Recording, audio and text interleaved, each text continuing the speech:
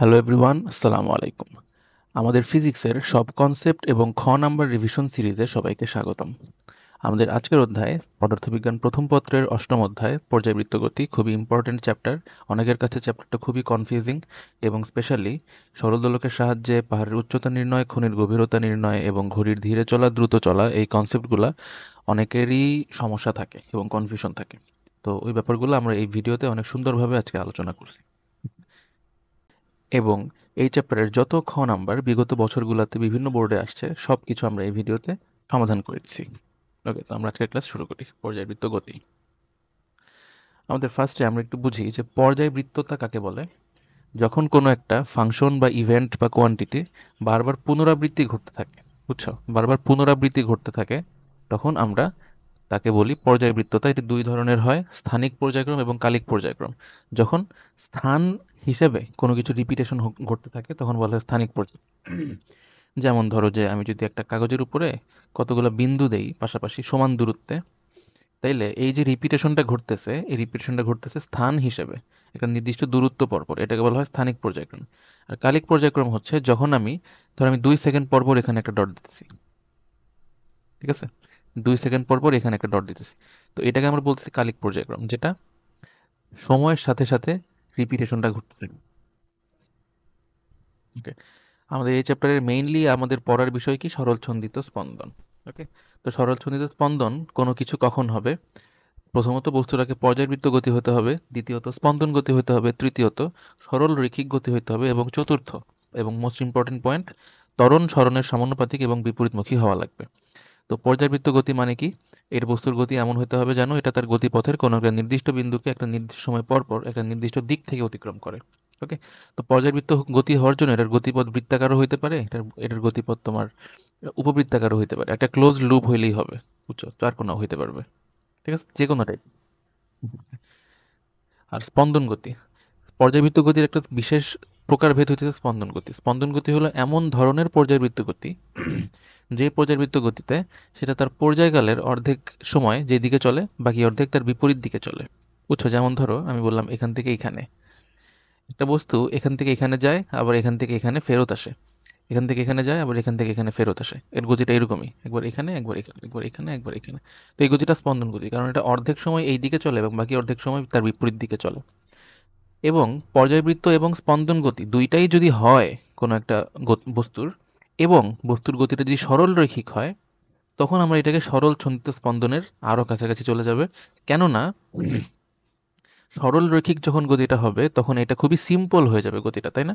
তুমি চিন্তা করো, একটা বস্তু এরকমভাবে গতিশীল, একবার এইদিকে যায় একবার এইদিকে যায়, এখান থেকে একবার এইদিকে আবার এইদিকে যায়, একবার এইদিকে একবার এইদিকে একবার এইদিকে একবার এইদিকে, এরকম একটা গতি এটা দিতেছে। এইটা ফিজিক্স এর মাধ্যমে প্রকাশ করা ইজি, নাকি এরকম একটা বস্তু ধরো একবার এই বরাবর যাইতেছে আবার এই বরাবর আসতেছে, আবার এই বরাবর যাইতেছে আবার এই বরাবর আসতেছে, বুঝছো আমি কি বলতে চাইছি? অথবা একবার এই বরাবর যাইতেছে একবার এই বরাবর আসতেছে, এইটাই সবচেয়ে সিম্পলেস্ট, তাই না? এটাই সবচেয়ে ইজি। আর এগুলা এইটার চেয়ে কঠিন হবে মডেল করা, ফিজিক্সের মাধ্যমে মডেল করা, ম্যাথমেটিক্সের মাধ্যমে মডেল করা, এইটাই সবচেয়ে ইজি। এই কারণে আমরা এটাকে সরল ছন্দিত স্পন্দন বলতেছি, যার কারণে সরল রৈখিক গতি হওয়া লাগবে, এছাড়া সরল ছন্দিত স্পন্দন হবে না, ঠিক আছে? ওকে, তো এই তিনটা গতি, তিনটা শর্তই যখন মানবে, ফাইনালি আমাদের সবচেয়ে মোস্ট ইম্পর্ট্যান্ট যে পয়েন্ট, যে ত্বরণ সরণের সমানুপাতিক এবং বিপরীতমুখী হওয়া লাগবে, যেটাকে আমরা বলি A is proportional to minus X হওয়া লাগবে, বুঝছো? A is proportional to minus X হওয়া লাগবে। এটা আমরা পরে আবার ব্যাখ্যা করছি যে এটা কিভাবে হয় না হয়। এবং যেহেতু ত্বরণ আছে, ত্বরণ থাকার মানেই কি, আমি F equal to M A করলে একটা বল পেয়ে যাবো, তাই না? F equal to M A করলে একটা বল চলে আসবে। তো এ যদি মাইনাস এক্সের সমানুপাতিক হয়, এফও মাইনাস এক্সের সমানুপাতিক হবে, এবং তোমরা জানো যে F equal to minus K x আমরা লিখতে পারি, যেটাকে আমরা প্রত্যয়নী বল বলতেছি এই ক্ষেত্রে। প্রত্যয়নী বল তোমরা এটা স্প্রিং এর কনসেপ্ট থেকে জানো, কাজ ক্ষমতা শক্তিতেও পড়ছো। তো F equal to minus K X প্রত্যয়নী বল, এখান থেকে আর কি এফ যে প্রপোর্শনাল টু মাইনাস এক্স এটা আমরা দেখতে পারি। এটা এখানে বলা আছে যেহেতু প্রতিটি ত্বরণের জন্য একটা বল লাগবে, তাই এইখানে যেহেতু একটা ত্বরণ আছে তো অবশ্যই একটা বল এই গতিটা কন্ডাক্ট করবে। ওকে, এই গতির পিছনে একটা বল থাকবে, তো এই বলটা প্রত্যয়নী বল। এবং এখানে যে মাইনাসগুলো বোঝাইতেছে, এই মাইনাসগুলো দ্বারা বুঝাইতেছে যে এটা সাম্যাবস্থানের দিকে কাজ করবে। বুঝছো? সাম্যাবস্থানের দিকে কাজ করবে, অর্থাৎ যদি তোমার এইটা বস্তুটা ধরো এইখানে থাকে, এখানে থাকলে এটার যে বল, এটা এর উপর এই দিকে কাজ করবে। বুঝছো? যদি বস্তুটা এইখানে থাকে, এইখানে ধরো আছে, তাহলে এই দিকে কাজ করবে। যদি বস্তুটা এইখানে থাকে তাহলে এই দিকে কাজ করবে। মোট কথা সাম্যাবস্থান তো এইটা, যেখানেই থাকুক না কেন সবসময় এ এবং এফ এই দুইটা জিনিস কোন দিকে হবে? সাম্যের দিকে ক্রিয়া করবে। বুঝা গেছে? সাম্যাবস্থানটা যেখানে ওইখানে ক্রিয়া করবে। সাম্যাবস্থান বলতে আমরা এই মাঝখানের জায়গাটা বুঝাইতেছি। তো এখানে তোমরা এটা মনে হয় বইয়ে দেখছো, এখানে আমরা জিনিসটা একটু ভিজুয়ালাইজ করার চেষ্টা করছি, করানোর চেষ্টা করছি যে একটা স্প্রিং এবং একটা তোমার তরঙ্গ কিভাবে আসলে রিলেটেড। ঠিক আছে? তো দেখো এটা একদম নিচ থেকে এখান থেকে গতি শুরু করতেছে এবং এইখানে এসে এটার অর্ধেক গতি, হ্যাঁ। তো এইখান থেকে এটা উপরে উঠে আবার এখান থেকে এখানে নিচে নামে।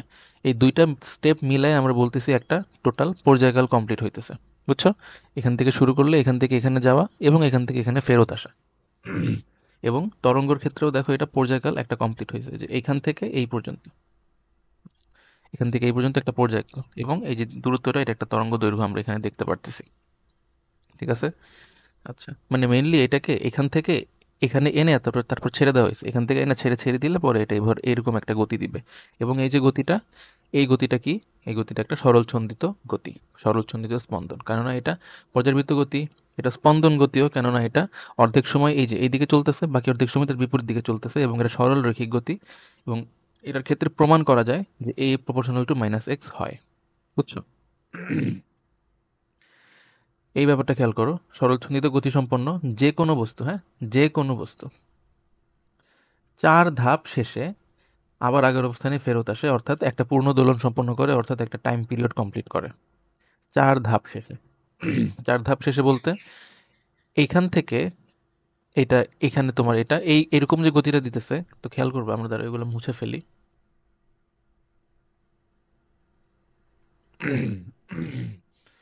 তো দেখো যে এটা এখান থেকে গতি শুরু করে, আর এটা তোমার উপরে যে কতটুকু পর্যন্ত যায়, এই যে এতটুকু পর্যন্ত যায়।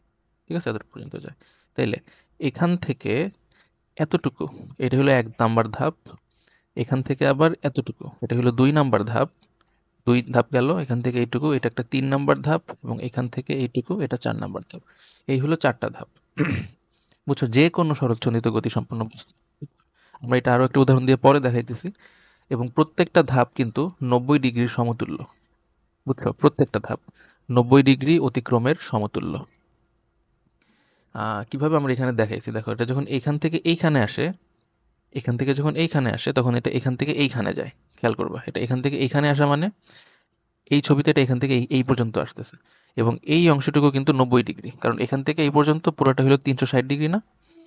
তাই এটা 90, এটা 90, এটাও 90, এটা 90, এই চারটা 90 ডিগ্রি মিলে 360 ডিগ্রি হয়েছে। ওকে, ওকে। তো আমরা এখানে দেখাইছি তোমার একটা সরল দোলক কিভাবে 4টা স্টেপ সম্পন্ন করে। এটা যদি তুমি এখান থেকে গতি শুরু করা বলো, এখান থেকে এইটুকু, এটা 1 ধাপ। তারপর এটা এখান থেকে দেখো এই পর্যন্ত আসতেছে, এটা হলো 2 নাম্বার ধাপ। তারপর এটা আবার এখান থেকে এই পর্যন্ত আসে, এটা 3 নাম্বার ধাপ। তারপর এখান থেকে আবার এখানে ফেরত যায় 4 নাম্বার ধাপ। এবং এখানেও কিন্তু প্রত্যেকটা ধাপ 90 ডিগ্রি অতিক্রমের সমতুল্য। বুঝছো? এখানেও ওই সেম জিনিসটাই দেখানো হয়েছে। বুঝছো? ওই সেম জিনিসটা দেখানো হয়েছে। আমরা এই ছবিটা এখানে আরেকটু ভালোভাবে দেখাইছি। এই ছবিতে তোমরা আরো ভালোভাবে বুঝতে পারবা কিভাবে সরলছন্দিত গতির সাথে এই তরঙ্গটা রিলেটেড। বুঝছো? আমরা হচ্ছে এই দিক থেকে চিন্তা করতে পারো, এই দিক থেকে লাইট ফেলতেছি। বুঝছো? এদিক থেকে যদি লাইট ফেলা হয়, তাইলে এই যে বস্তুটা যেটা এখানে অসিলেট করতেছে, এই বস্তুটার যে ছায়া হবে, ওইটাকে আমরা এই ছবিতে এখানে ট্রেস করা হইতেছে। তো দেখো এটা যখন এইখানে পৌঁছাবে তখন দেখবা এটা, এই যে ব্লু জিনিসটা আছে এটা দেখো কোথায় যায়, এই যে এটা এইখানে আছে। বুঝছো? এটা যখন এইখানে, এটা প্রথমে এইখানে, পরে এটা এইখানে চলে যায়। বুঝছো? দেখবা এখন এই যে এটা যখন উপরে উঠতেছে, এই যে এইখানে, তারপর আবার এটা যখন এখানে, তখন আবার এটা এইখানে এইখানে থাকে। ঠিক আছে? এই অ্যানিমেশনটা খুব ভালো, এবং এখান থেকে তুমি পুরো জিনিসটা বুঝতে পারো যে কিভাবে এখানে একটা পূর্ণ দোলন হইলে এটা এটা এখান থেকে এই এই পর্যন্ত আসতেছে। একদম সম্পূর্ণ একটা দোলন সম্পন্ন করতেছে। ওই একই জিনিস দেখানো হয়েছে। এবং এখানে একটা খুবই ইম্পর্টেন্ট জিনিস এইটা, যে তুমি নিচের দিকে যতটুকু টান দিয়ে গতিটা শুরু করে দিবা, হ্যাঁ, এটাকে আমি নিচে থেকে টান দিয়ে তারপর ছেড়ে দিছি, হ্যাঁ, এই পর্যন্ত টান টেনে তারপর ছেড়ে দেওয়া হয়েছে, তাহলে এটা এইখান থেকে উপরে উঠবে, এখান থেকে উপরে উঠবে। উপরে উঠে কতটুকু উপরে উঠবে? তুমি যতটুকু নিচের দিকে টানছিলা ততটুকুই উপরে উঠবে। এটা এক্স ইকুয়াল টু প্লাস এ, এটা এক্স ইকুয়াল টু মাইনাস এ, অর্থাৎ তুমি এইখান থেকে এটাকে নিচের দিকে এ পরিমাণ সরণ দিয়ে তারপর ছেড়ে দিছো।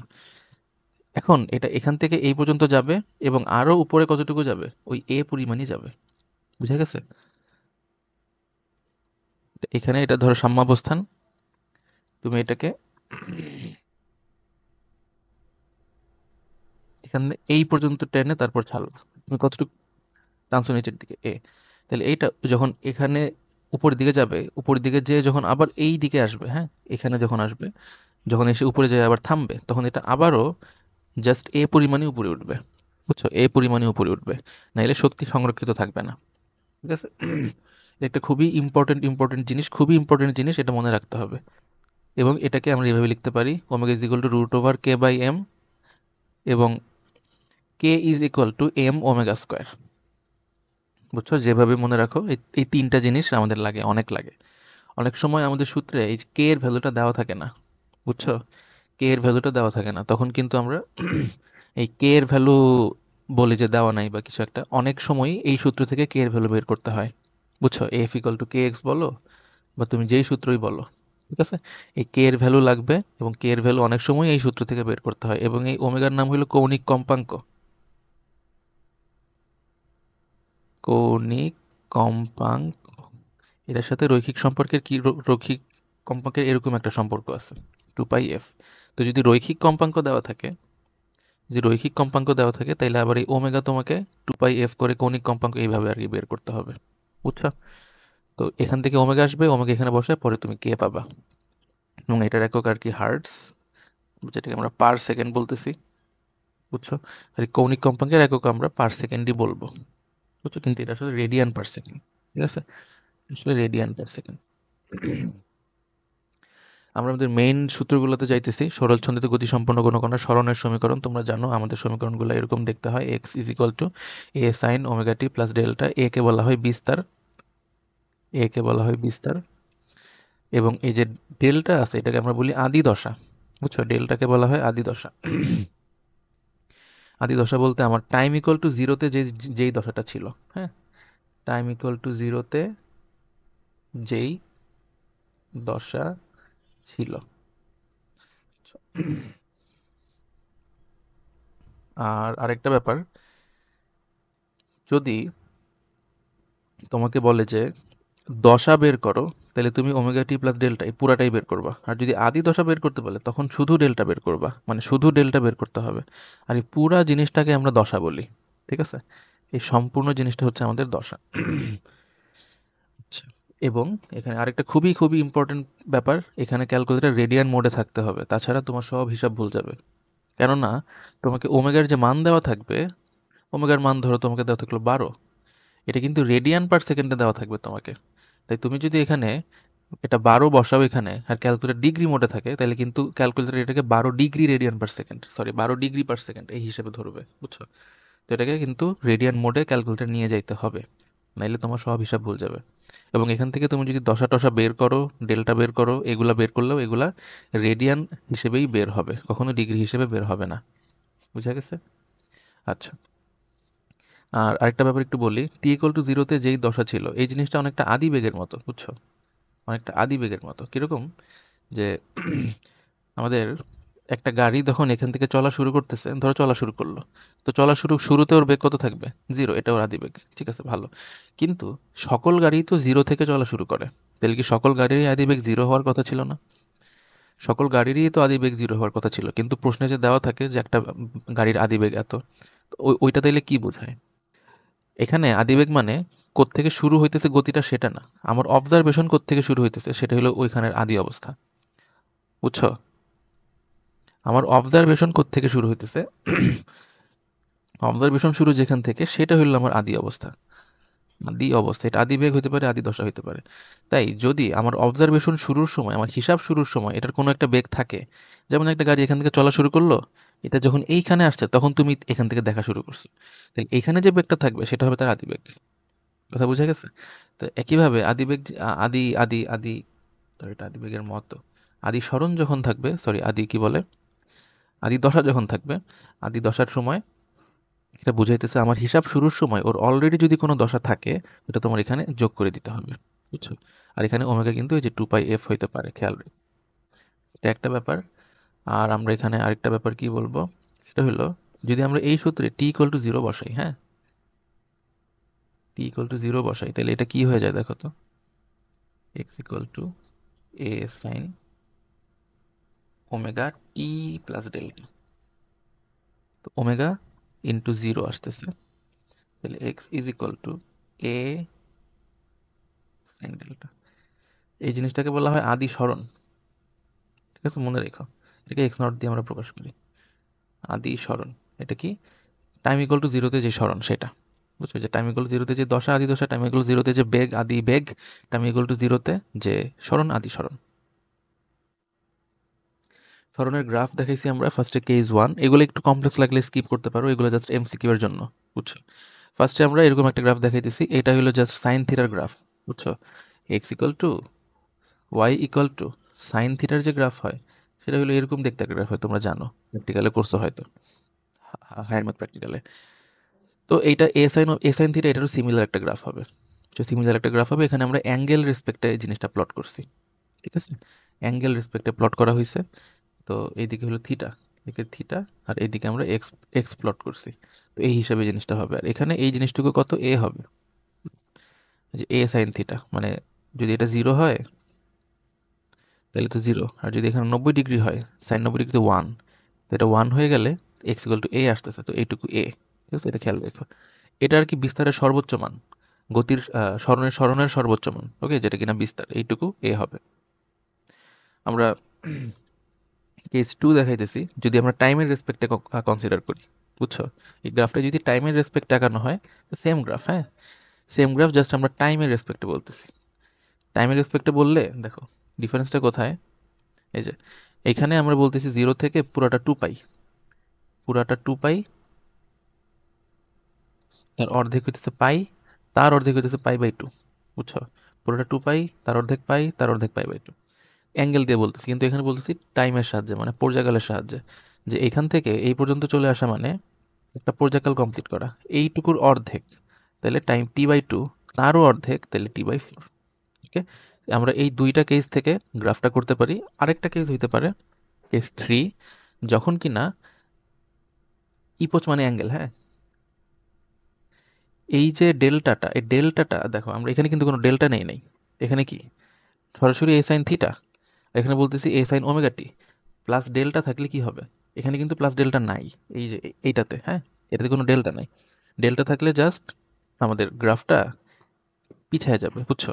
ডেল্টা পরিমাণ পিছায় যাবে, আর কিছু নয়, ফোর ডেল্টা বাদ দাও, এটা ডেল্টা পরিমাণ পিছিয়ে যাবে যদি এখানে একটা ডেল্টা থাকে, এবং এইটা প্লাস ডেল্টার জন্য আঁকানো হয়েছে, হ্যাঁ, মাইনাসের জন্য না।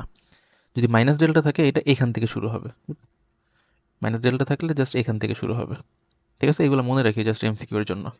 তো নর্মালি এটা হবে এরকম, যদি প্লাস ডেল্টা থাকে তাহলে আর পিছন থেকে শুরু হবে, যদি মাইনাস ডেল্টা থাকে তাহলে আর সামনে থেকে শুরু হবে। এবং এগুলো সব কিছু আমরা টাইমের রেসপেক্টেই আঁকাইছি। এখন আসো বেগ। বেগ হইতেছে আমাদের এ omega cause omega T plus delta, এটা তোমরা জানো। বেগ, বেগ এটা ছোট্ট করে আমরা এখানে প্রুফটা দেখাইছি, যে এক্সকে ডিফারেন্সিয়েট করলে বেগটা চলে আসে। তো ডিফারেন্সিয়েশন আমরা এখানে আর এক্সপ্লেন করতেছি না, এটা এইভাবে আসে, হ্যাঁ। এটা আর এটার যে গ্রাফ দেখো, কস থিটা না, এখানে তো কজ আছে, তো y=cos থিটা, এটার গ্রাফ কেমন হয়, এটার গ্রাফ এরকম হয় না, এটার গ্রাফ এরকম হয়। তোমরা যদি দেখে থাকো আর কি, হায়ার ম্যাথে প্র্যাকটিক্যাল দেখে থাকো, অথবা এমনিতেও জানার কথা, এই যে 0-তে cos থিটা 1 হয়, আর 90-তে 0 হয়, তো এটা এইভাবে শুরু হয়ে এইভাবে যাবে। তো এটার গ্রাফটা এই যে সিমিলার, হ্যাঁ, এটাই। কিন্তু এখানে ব্যাপারটা কি, যে যখন এখানে নর্মাল cos থিটা থাকে তখন এখানে এইটা থাকে 1, বুঝছো? মানে এখানে একটা 1 আছে, তো এই 1টা এখানে হয়। এইখানে এ ওমেগা আছে, তো তাই এই জায়গাটুকু হবে এ ওমেগা বা ওমেগা এ, বুঝছো? এই জায়গাটুকু হবে ওমেগা এ। ঠিক আছে, এখন বুঝতে পারছো না? তো এটা আমাদের এটা। এখন বেগের আমরা এখানে যেটা বলছি এটা কিন্তু টাইম ফাংশনে বলছি। টাইম ফাংশন মানে এখানে বেগটা ফাংশন অফ টাইম। তোমাকে যদি বলে 5 সেকেন্ড পর বেগ কত, তখন তুমি এই সূত্রে আসবে, কারণ এখানে টাইমের মান বসানোর জায়গা আছে।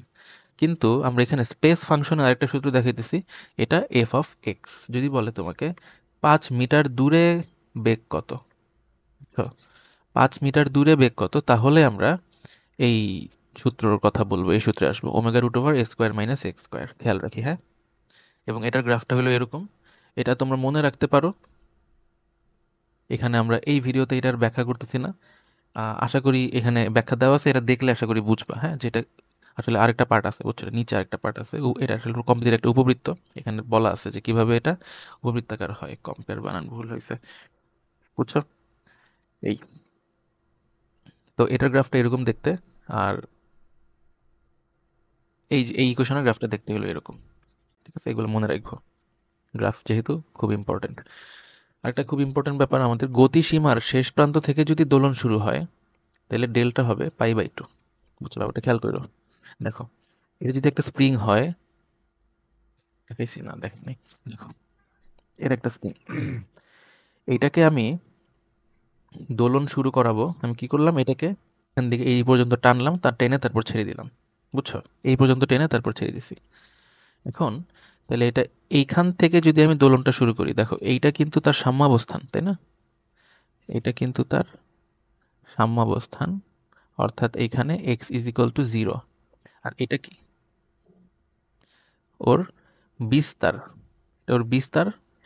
এটা হলো এক্স ইজ ইকুয়াল টু, যদি প্লাস এ বলি তাহলে মাইনাস এও বলতে পারো তুমি চাইলে, প্লাস এ বলতেছি আমি, এইখানে আছে। তাহলে এটার দোলন কিন্তু শুরু হইতেছে এই পয়েন্ট থেকে, বুঝছো, এই পয়েন্ট থেকে দোলন শুরু হইতেছে।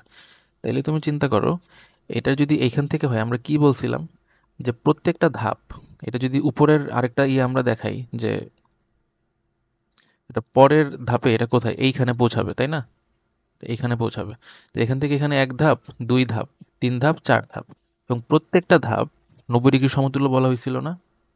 তাইলে এইখান থেকে এইখানের এইটুকুর ডিফারেন্স কত? এই দুটার দশা পার্থক্য হবে 90 ডিগ্রি বা পাই/2, বুঝছো। তাই এখান থেকে যদি গতি শুরু করে, এরা সাম্যাবস্থান থেকে একটা দশা পার্থক্য থাকে। কথা বুঝা গেছে? আর আমরা তখন ডেল্টাটা 90 ডিগ্রি বসাবো বা পাই/2 বসাবো। তার কারণে এ sine omega T plus delta, বুঝছো, জিনিসগুলা সাইন কজ পাল্টায় যাবে, এটা কজ ওমেগা টি চলে আসবে তখন। আর বেগ এ omega cause omega T plus delta, এটার জন্য এটা সাইন ওমেগা টি হয়ে যাবে। আমি তোমাদের এগুলো মুখস্থ রাখতে বলতেছি না, হ্যাঁ। আর আরেকটা ব্যাপার, তোমরা যারা একটু হয়তো উপরের ক্লাসের বই ঘাটাঘাটি করছো, মানে বিভিন্ন রাইটারদের বই, ইংলিশ রাইটারদের বই, ওইখানে দেখবা যে এইগুলাই লেখা সূত্র। এই সাইন কজ এইভাবে লেখা নাই, স্মরণের সূত্রটা কজ দিয়ে লেখা, আর সরি এটা বেগ, আর বেগের সূত্রটা সাইন দিয়ে লেখা। কেননা এইটাই কিন্তু ন্যাচারাল, তাই না? যে একটা গতি শুরু হবে কিভাবে, তুমি কোথাও থেকে এনে ছেড়ে দিবা, তাই না? কোথাও এই এই এই পর্যন্ত এনে ছেড়ে দিবা। কিন্তু আমরা আসলে যেটা ধরে নিছি, আমরা ধরতেছি যে গতিটা এখান থেকে শুরু হইতেছে, মানে আমাদের এই সূত্র অনুযায়ী আমরা যখন এ সাইন ওমেগা টি লিখি প্লাস ডেল্টা লিখি, তখন আমরা ধরতেছি যে এটা এইখান থেকে শুরু হইতেছে, যেটা একটু আনরিয়ালিস্টিক। তো এখান থেকে শুরু কখনো হয় না, বুঝছো। শুরু আসলে এখান থেকেই হয়, তাই এগুলোই ন্যাচারালি হওয়ার কথা, কিন্তু আমরা যেহেতু আমাদের বইয়ে যেভাবে আছে আমরা ওইভাবেই করব। তো মোট কথা সূত্র সবসময় এটাই থাকবে, যদি এক কোণা থেকে শুরু হয়, ওইখান থেকে শুরু হইলেও হবে, হ্যাঁ। এখান থেকে বা ওইখান থেকে যদি কখনো গতি শুরু হয়, যেমন তুমি এটাকে উপরের দিকে ঠেলা দিয়ে তারপর ছেড়ে দিলা, তাহলে এটা নিচের দিকে এইভাবে এরকম একটা গতি দিবে। তো এটাতেও সেম, তুমি 90 ডিগ্রি বা -90 ডিগ্রি যেটাই বলো এটা বসাবা। ঠিক আছে, খুবই ইম্পর্টেন্ট পয়েন্ট কিন্তু এটা। সর্বোচ্চ এবং সর্বনিম্ন বেগ, দেখো দেখি, আমরা আগে আমাদের হিসাবটা করি। আমাদের বেগ omega root over A square minus x square. এখন জিনিস খেয়াল করে দেখবা, এক্স যত বাড়বে ভি কিন্তু তত কমে যাবে, বুঝছো। এক্স যত বাড়বে ভি কিন্তু তত কমে যাবে।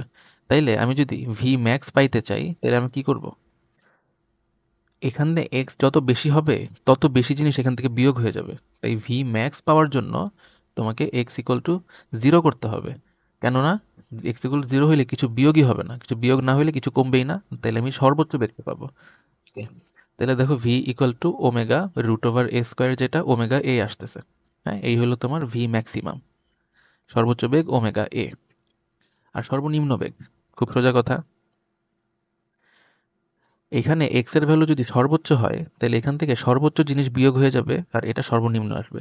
তো এক্স এর সর্বোচ্চ ভ্যালু হতে পারে এ, এর চেয়ে বেশি হতে পারে না কিন্তু। হ্যাঁ, এক্স এর সর্বোচ্চ ভ্যালু, তো এক্স এর ভ্যালু যদি এ হয়ে যায় তাহলে ভি হবে omega root over A square minus A square, যেটাকে আমরা বলতেছি V minimum is equal to 0।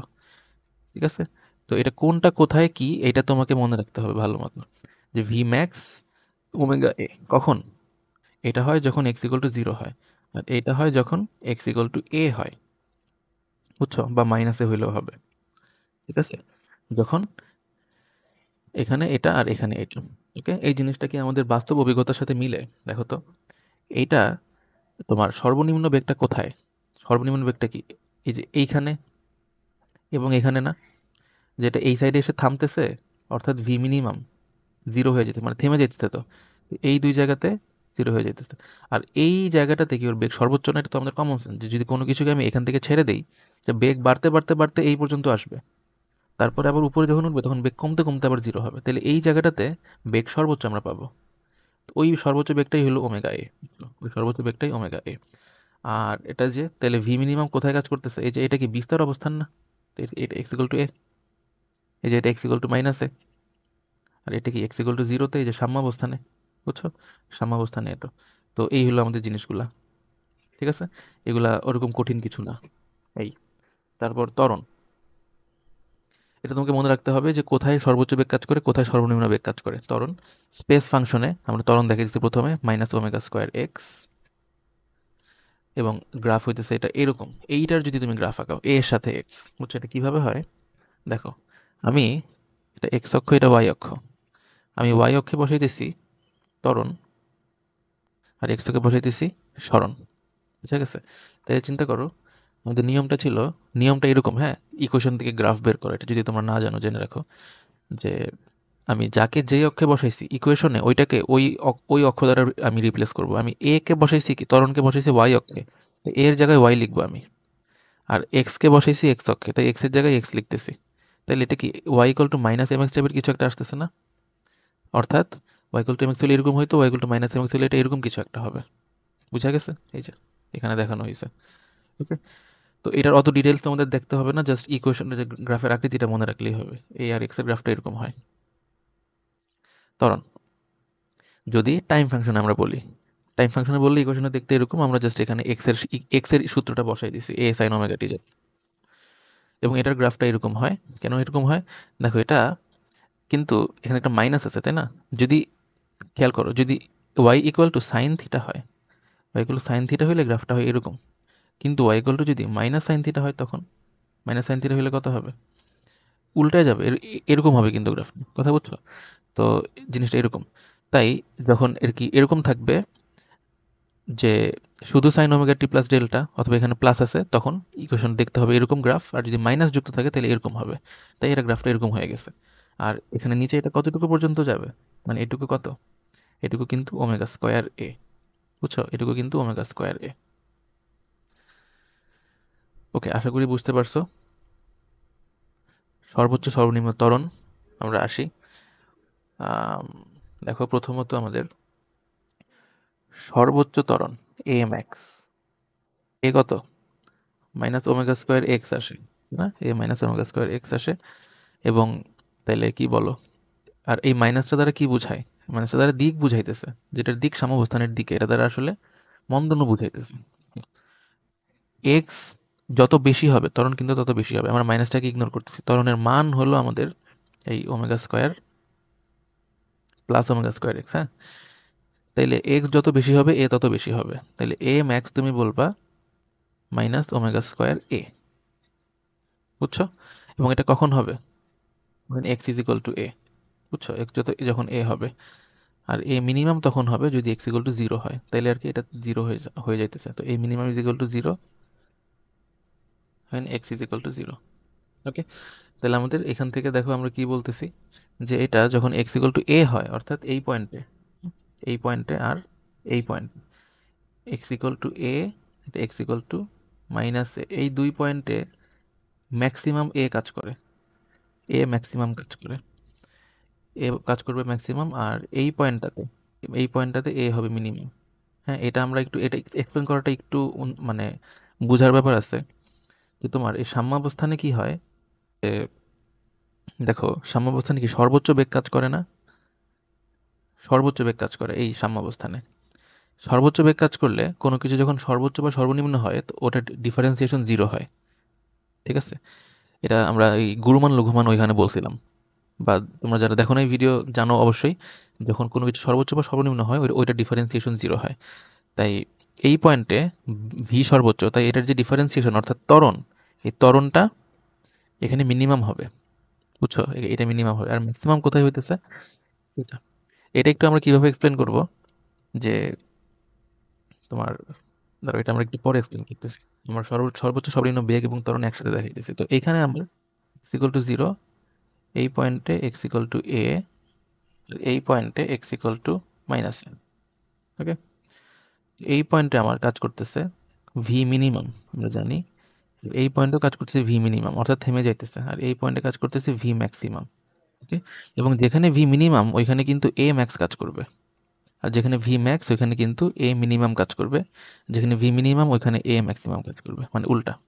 ঠিক আছে, এই জিনিসটা কেন হইলো, এটা তো আমরা বললামই, এই যে এই পয়েন্টে কি হয়, এই পয়েন্টে ভি ম্যাক্স, তাই এ হবে ওই যে কোনো কিছু যখন তোমার সর্বোচ্চ বা সর্বনিম্ন হয় ওইটা ডিফারেন্সিয়েশন জিরো হয়। তাহলে এই ভি ম্যাক্স যেখানে আসতেছে ওইখানে এ মিনিমাম হবে এবং এটা হবে জিরো, ওইটা ডিফারেন্সিয়েশন জিরো হবে। তো এটার আমরা আরও অন্যান্য ব্যাখ্যাও আছে, তো আমরা অত ওই দিকে যাইতেছি না, যেহেতু আমরা সংক্ষেপে সব কিছু বলতেছি। আর এই পয়েন্টটাতে খেয়াল করবা, যত এটা ওই দিকে পৌঁছায়, অ্যাঙ্গেলটা যত বাড়তে থাকে, তত কিন্তু এটার উপর এই দিকে বাধা বাড়তে থাকে। বুঝছো, এদিকে বাধাটা বাড়তে থাকে, যার কারণে এটা তোমরা জানো কি না, যে এইদিকে যদি এমজি কাজ করে, যদি থিটা হয়, তাহলে এইদিকে কাজ করে এমজি, এটা থিটা, তাহলে এটা হবে এমজি কস থিটা, এবং এটা হবে এমজি সাইন থিটা, তাই না? এইভাবে আমরা বলবো। তো এই যে এমজি সাইন থিটাটা, এটাই প্রত্যয়নী বলের মতো কাজ করে। তো যত ওই দিকে যাওয়া হয়, তত থিটা বাড়তে থাকে, থিটা বাড়লে তত এমজি সাইন থিটা বাড়ে, বল বাড়লে ত্বরণও বাড়ে। তাই একদম কোণার বিন্দুতে এটা ম্যাক্সিমাম হয়। বুঝা গেছে? এখানে আমাদের আর কিছু বাকি আছে না, আর কিছু বাকি নেই। এই হলো আমাদের সর্বোচ্চ বেগ এবং সর্বোচ্চ ত্বরণ কোথায় কাজ করে। এটা কিন্তু খুবই খুবই ইম্পর্টেন্ট একটা জিনিস, এটা তোমাকে যা মনে রাখতেই হবে। ব্যবকলনীয় সমীকরণ, এটা তেমন কিছুই না, এটা হইতেছে এরকম দেখতে একটা ইকুয়েশন, ডি ডি টি, এইটা আর প্লাস হইতেছে তোমার omega square x is equal to zero. যে কোনো বস্তু যদি সরল চন্দিত গতিতে থাকে, তাইলে তার যে গতি সেটা এই সূত্র মেনে চলবে। বুঝছো, সেটা এই সূত্রটা মেনে চলবে। Okay. তো এখানে জাস্ট এইটাই আমাদের একটা ভ্যারিয়েবল, যে এটা হলো আমাদের ওমেগা স্কোয়ার। বুঝছো, তো এরকম ভাবে আমরা বলবো, যে যদি এখন একটা ইকুয়েশন এমন থাকে ইকুয়াল টু জিরো, তাহলে তুমি বলবা এই গতির ওমেগা স্কোয়ার হলো 25, তাহলে ওমেগা হবে 5 রেডিয়ান পার সেকেন্ড। ওমেগা থেকে তুমি টি বের করতে পারবা, ওমেগা থেকে তুমি এফও বের করতে পারবা। বুঝছো, ওমেগা ইকুয়াল টু 2π/t, এখান থেকে টি বের হবে, আর ওমেগা ইকুয়াল টু 2πf, এখান থেকে এফ বের হবে। বুঝছো, আর আমরা আরেকটা ব্যাপার একটু বলবো, সেটা হইতেছে, এটা তো আরেকটা পেজ নেওয়া দরকার ছিল। আর দশা রিলেটেড এটা আমরা বলছি যে এই জিনিসটাই দশা, হ্যাঁ, কারণ এটা জানলে আমরা সব জানতেছি। দেখো, এটা জানলে বেগ সরণও জানা যায়, এটা জানলে বেগও জানা যায়, এটা জানলে ত্বরণও আমরা জানতে পারি। বুঝছো, তো সরণ জানলে আমরা বিভব শক্তি জানতেছি, হাফ কে এক্স স্কোয়ার, এটা নিয়ে আমি পরে আলোচনা করছি। বেগ জানলে আমি গতিশক্তি জানতেছি, হাফ এম ভি স্কোয়ার। এ জানলে আমি বলও জানতেছি, F equal to M A.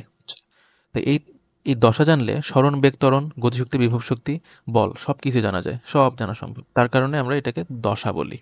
বুঝছো, তো শক্তিতে যাওয়ার আগে আমরা একটু আরেকটা কথা বলে নেই।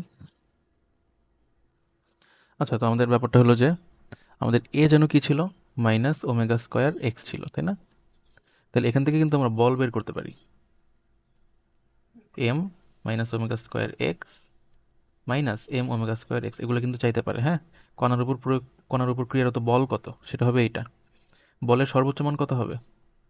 যখন এক্স সর্বোচ্চ হবে তখন বল সর্বোচ্চ হবে, তাহলে minus omega M omega square A হবে। এটা হলো বলের সর্বোচ্চ মান। এটা কখন হবে? যখন এক্স ইকুয়াল টু এ হবে, বুঝছো? আর বলের সর্বনিম্ন মান কত? জিরো হবে। কখন হবে এটা? যখন এক্স ইকুয়াল টু জিরো হবে, বুঝছো? আর এখানে হলো তোমার, এখান থেকে আমরা ওই যে এফ ম্যাক্সের যদি মান বলতে চাই তাহলে মাইনাসটা বাদ দিয়ে দিব, শুধু এম ওমেগা স্কোয়ার এ। এটা তেমন কিছু না। হ্যাঁ, এই এম ওমেগা স্কোয়ারটা আসলে কে, বুঝছো?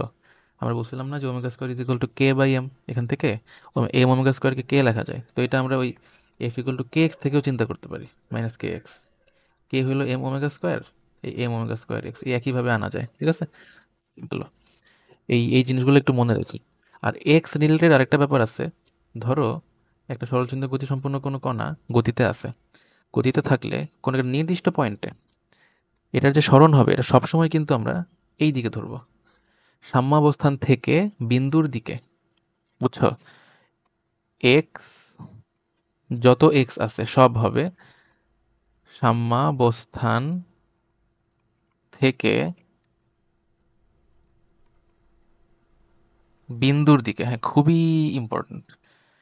যদি তুমি এই বিন্দুতে কথা বলো তাহলে এই বিন্দুর জন্য তুমি যদি কোনো এক্স নিয়ে কাজ করো আর কি, তুমি এই এর ভিতরে এক্স আছে বা যে কোনো সরণ যদি বের করতে চাও, এই পয়েন্টের এক্সটা কত, এটা কিন্তু এইখান থেকে এই দিকে হবে, বুঝছো? বস্তুটা যেখান থেকে যেদিকেই আসতে থাকুক, যেমন যদি তোমার এমন হয় যেটা এদিক থেকে এইদিকে গেল, পরে এটা এদিক থেকে এইদিকে আসতেছে, এখান থেকে এদিকে যাওয়ার পরে এখন এদিক থেকে এইদিকে ব্যাক করতেছে, এটা এই এই পয়েন্টে আছে। এই পয়েন্টে থাকা অবস্থায় এটার যে সরণ, এটা কিন্তু এইটা হবে। খুবই ইম্পর্ট্যান্ট, এটা কিন্তু এইটা হবে, এইটা কিন্তু হবে না। যদিও এটা এখান থেকে এখানেই আসতেছে, সরণ এটা যে পয়েন্টই থাকুক আমরা সাম্য অবস্থান থেকে ওই পয়েন্ট পর্যন্ত সরণটা ধরবো সব সময় সব সময় সব সময়, ঠিক আছে? এটা এটা খেয়াল রেখো। যদি বলে যে এই পয়েন্টে বেগ কত, এই পয়েন্টের সরণ কত, তাহলে কিন্তু এইটা আমাদের বের হবে, ওইটা বের হবে না, বুঝা গেছে? এইটা বের হবে। ওকে, আমাদের নেক্সট হইতেছে সরলস্থিত গতিসম্পন্ন কোনো কণার শক্তি। তো প্রথমত আমাদের বিভব শক্তি। আম, বিভব শক্তিটা কখন থাকে আমাদের একটু ফিজিক্সটা জানতে হবে, হ্যাঁ, জাস্ট সূত্র না। যে যেমন ধরো তোমার এখানে যদি একটা স্প্রিং থাকে, এখানে একটা স্প্রিং আছে, আমি এটাকে সামনের দিকে টানলাম, এক্স পরিমাণ প্রসারিত করলাম, প্রসারিত করে এখন যদি ছেড়ে দেই তাহলে এটা কি এই দিকে একটা টান অনুভব করবে এবং এটা এই দিকে চলে আসবে, এই দিকে চলে আসবে। তো আমি যখন এটাকে এক্স পরিমাণ প্রসারিত করছি তখন এর মধ্যে একটা শক্তি জমা হয়েছে, সেই শক্তিটা হইতেছে হাফ কে এক্স স্কোয়ার। কে যদি না জানা থাকে এম ওমেগা স্কোয়ার থেকে বের করতে হবে, ঠিক আছে? খেয়াল রেখো। আচ্ছা, আর এটা হলো তোমার ফাংশন অফ এক্স, মানে যদি তোমাকে নির্দিষ্ট দূরত্বে বিভব শক্তি বলে তাহলে আমরা এটা বলবো, আর যদি নির্দিষ্ট সময়ে বিভব শক্তি বলে তাহলে আমরা এটার এইটাতে আসবো, মানে আমরা এক্স এর জায়গায় এখানে এ সাইন ওমেগাটি বসাই দিছি। তো তোমরা এই দুইটাকেই সূত্র হিসেবে খেয়াল রাখতে পারো, এটাও এবং এটাও, ঠিক আছে? তবে এটা মনে রাখলেই চলে, বুঝছো? যে এক্স তুমি এই সূত্র থেকে বের করবা, পরে এখানে এক্স বসাই দিবা, ঠিক আছে? এ সাইন ওমেগাটি থেকে এক্স বের করে পরে এখানে বসাবা। দুইটাকে সূত্র হিসেবে মনে রাখা যায়। গ্রাফ, গ্রাফে আমরা টাইম ফাংশন হিসেবে গ্রাফটা দেখাইছি, হ্যাঁ। টাইম ফাংশন হিসেবে গ্রাফটা দেখানো হয়েছে, মানে এইটার গ্রাফটা, এই ইকুয়েশনের গ্রাফটা। সোজা কথা, সাইন স্কোয়ারের গ্রাফ। তো তোমার Y equal to sine X, এটার গ্রাফ হয় হলো এরকম। কিন্তু ওয়াই ইকুয়াল টু যদি সাইন স্কোয়ার এক্স হয় তখন তোমার গ্রাফটা উপরে শিফট হয়ে যায়, মানে নেগেটিভ ভ্যালুগুলো সব পজিটিভ হয়ে যায়, বুঝছো? তো গ্রাফটা এরকম হয়ে যায় আর কি, কোনো নেগেটিভ ভ্যালু আর থাকে না। তো এটাই এখানে, যে এখানে তাইলে সাইন স্কোয়ার যেহেতু আছে এখানে জিনিসটা এরকম হবে গ্রাফটা, এবং এইটুকু কত হবে? এইটুকু হবে হাফ কে এ স্কোয়ার। ওকে, এই যে এই জিনিসটা এটা এখানে হবে, এটা বিস্তার, এই গ্রাফের বিস্তার আর কি, হাফ কে স্কোয়ার, এবং এটা কিন্তু বিভব শক্তির সর্বোচ্চ মান, হাফ কে স্কোয়ার। তো U max is equal to half K square. এখান থেকে বোঝা যাইতেছে যে ইপি যেহেতু এক্স এর উপর আছে, ইউ মানে আসলে বিভব শক্তি, হ্যাঁ আমি এখানে ইপি লিখছি, তো ইউ দ্বারাও লেখা যায়। তো ইপি হাফ কে এক্স স্কোয়ার, এক্স যদি এ হয় তখন একটা ম্যাক্সিমাম এনার্জি তুমি পাবা, যেটা কিনা হবে এটা। আচ্ছা, এখন আমরা এটাকে একটু সময়ের ফাংশন হিসেবেও, সময়ের ফাংশন হিসেবে তো দেখাইছি, এক্স ফাংশন হিসেবে গ্রাফটা আঁকাবো। যে এইদিকে যদি আমি ইপি বসাই আর এদিকে যদি আমি এক্স বসাই তখন গ্রাফটা কেমন হবে? এই যে আমাদের ইকুয়েশনটা কি, E P equal to half K x square. দেখো আমি ইপি কে বসাইছি কোন অক্ষে? ওয়াই অক্ষে না? তাহলে ইপির পরিবর্তে ওয়াই বসাও, আর এক্সকে বসাইছি এক্স অক্ষে, এক্সের পরিবর্তে এক্স বসাও, এক্স স্কোয়ার। তাহলে Y equal to 4ax square. এটা কিসের গ্রাফ? এটা পরাবৃত্তের গ্রাফ, তাই না? পরাবৃত্তের গ্রাফ। তো এইটার গ্রাফ তোমরা জানো যে এটা এরকম টাইপের একটা গ্রাফ হয়। তো যদি তুমি এটাকে আকারে লেখো, স্মরণের ফাংশন ফাংশন আকারে লেখো, এফ অফ এক্স আকারে লেখো, তাইলে গ্রাফটা হবে এরকম। আর যদি টাইমের ফাংশন আকারে লেখো, এফ অফ টি লেখো, তাইলে গ্রাফটা হবে এরকম। খেয়াল রেখো। আচ্ছা, আর এটা অবতল হবে, এটা একটু মনে রাখো, হ্যাঁ। বিভব শক্তির সময় অবতল হবে। গতিশক্তি, গতিশক্তি আমাদের নর্মাল সূত্র হাফ এম ভি স্কোয়ার। আমরা ভি এর সূত্র জানি না? ভি এর সূত্র কি জানি? এ ওমেগা কজ ওমেগা টি। এই ওমেগা কজ ওমেগা টি, ওইটা বসায় দিলে এখানে এটা আসবে, আর এখানে কে হইতেছে এম ওমেগা স্কোয়ার। যদি কে না দেওয়া থাকে আমরা এইভাবে জিনিসটা করব। ওকে, তো এই হলো আমার গতিশক্তির সূত্র। তুমি দুইটাকেই সূত্র হিসেবে মনে রাখতে পারো, বুঝছো? আর এটা তো এমনি আমরা জানি, এটা সূত্র একটা, এটা একটা। এই সূত্রটা কি হিসেবে? এই সূত্রটা কিন্তু ফাংশন অফ টাইম হিসেবে, বুঝছো? ফাংশন অফ এক্স হিসেবে সূত্রটা লিখলে এটা এমন কিছু একটা আসবে। আমি প্রমাণ দেখাইতেছি না? এই যে হাফ কে এ স্কোয়ার মাইনাস এক্স স্কোয়ার, এটা হলো স্মরণের ফাংশন আকারে সূত্রটা, এফ অফ এক্স এটা, বুঝছো? তো দুইটা সূত্রই মনে রাখতে হবে। এটা যদি টাইমের সাপেক্ষে বলে যে 5 সেকেন্ড পরে গতিশক্তি কত, তাইলে আমরা এটাতে আসবো। যদি 5 সেকেন্ড পরে তোমার বলে 5 মিটার দূরে গতিশক্তি বলে, তখন আমরা এই সূত্রে আসবো যে 5 মিটার দূরে আমার কত গতিশক্তি আছে। আমরা এরপরে যে গ্রাফে, এই যে গ্রাফ, সময়ের ফাংশন আকারে গ্রাফটা দেখানো হয়েছে। আমরা একটু আগে বললাম যে Y equal to cos X, এটা গ্রাফ হয় কীরকম? এই যে এরকম হয়, তাই না? তাহলে ওয়াই ইকুয়াল যদি কস স্কোয়ার এক্স হয়, ওই যে আগের মতোই সাইনের মতো সব নেগেটিভ ভ্যালুগুলো পজিটিভ হয়ে যাবে। তো এমন একটা গ্রাফ আমরা পাবো। ওই যে এখানে এরকমই হবে, এরকম দেখা যাইতেছে। কে এম এক্স বলতে আর কি, কে দ্বারা এখানে গতিশক্তি বুঝাইতেছে, কে এম এক্স।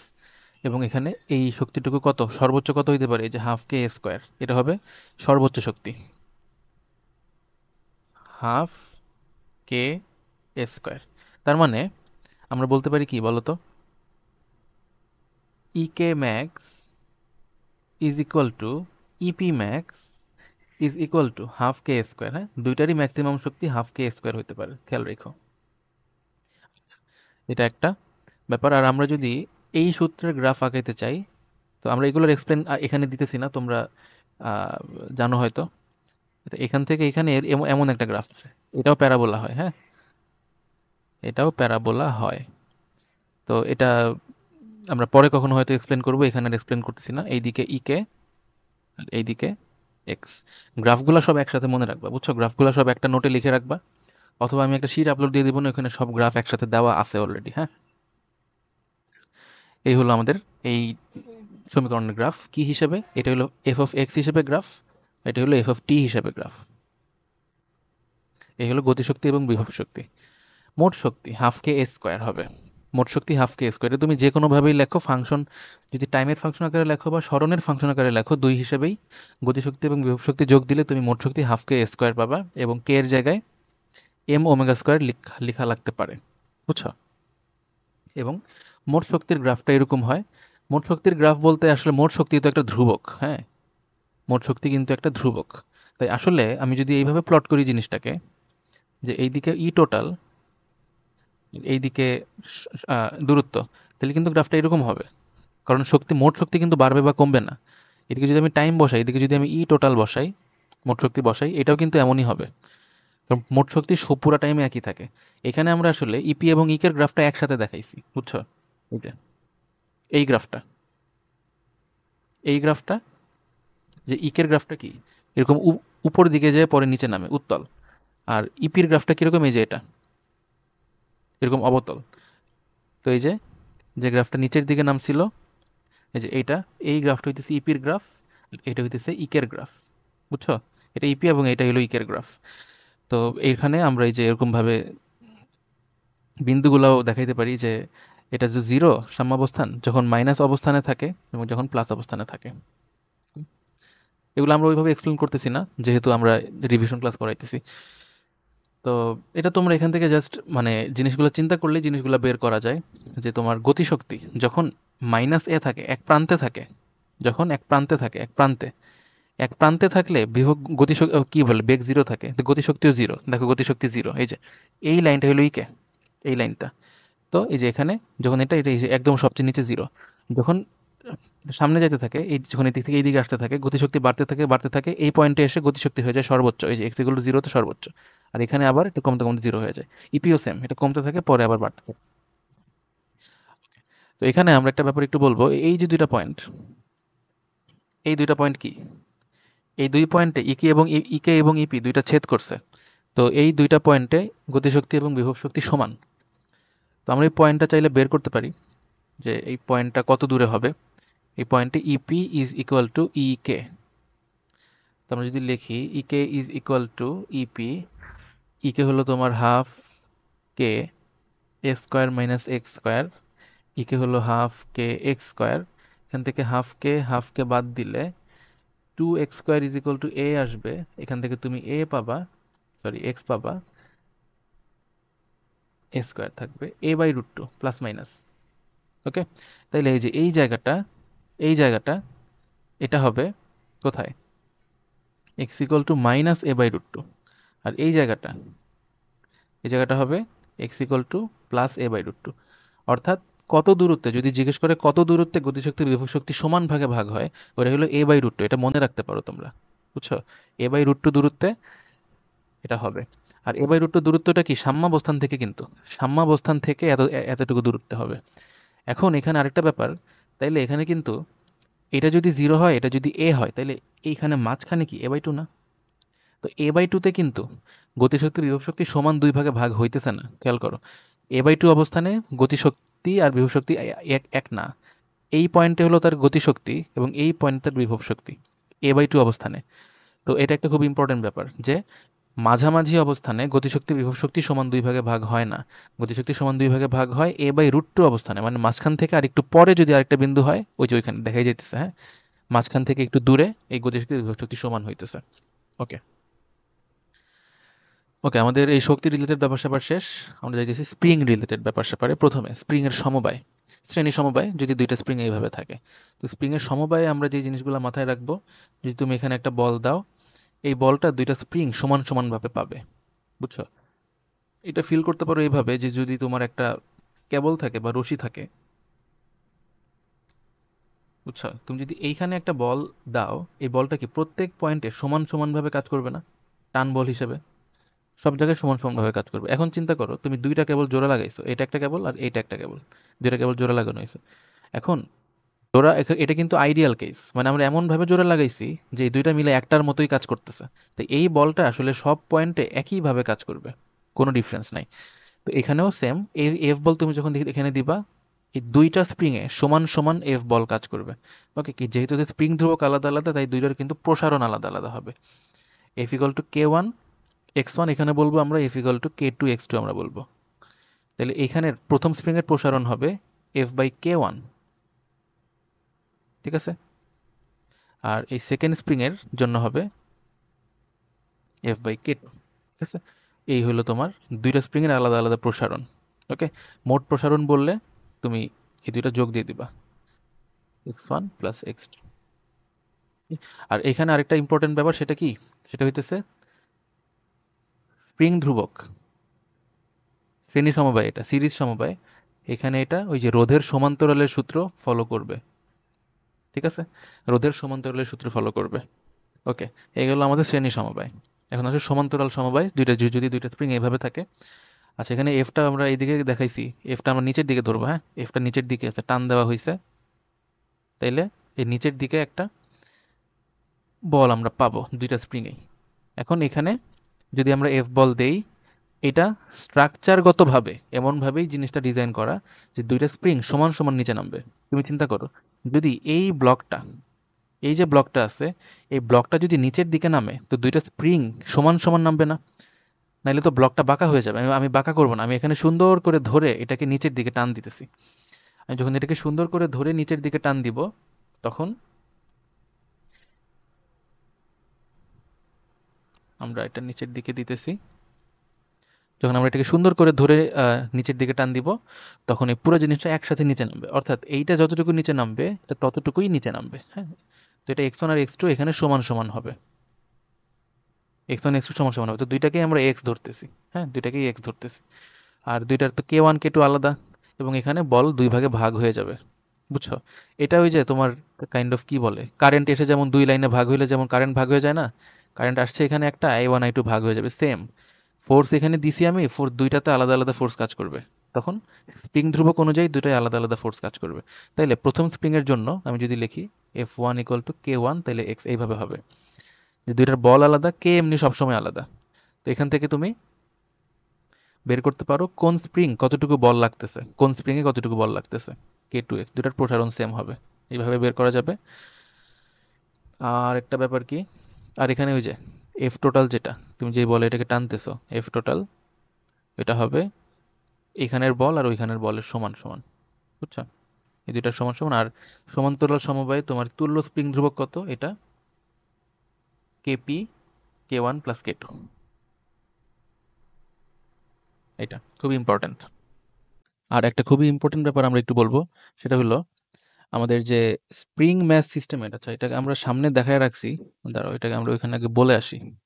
কই যেন, এই যে স্প্রিং ম্যাথ সিস্টেমের দোলনকাল T = আমরা বলছিলাম যে omega square equal to K/M। এখান থেকে আমরা omega square equal to, omega equal to কি √K/M লেখা যায়। আর ওমেগা মানে হলো 2π/T। এখান থেকে তুমি টি বের করে ফেলতে পারো। এখান থেকে টি হইতে স্প্রিং মাস সিস্টেমের টি 2π√M/K। টি = 2π√M/K। এটা খুব ইম্পর্টেন্ট সূত্র।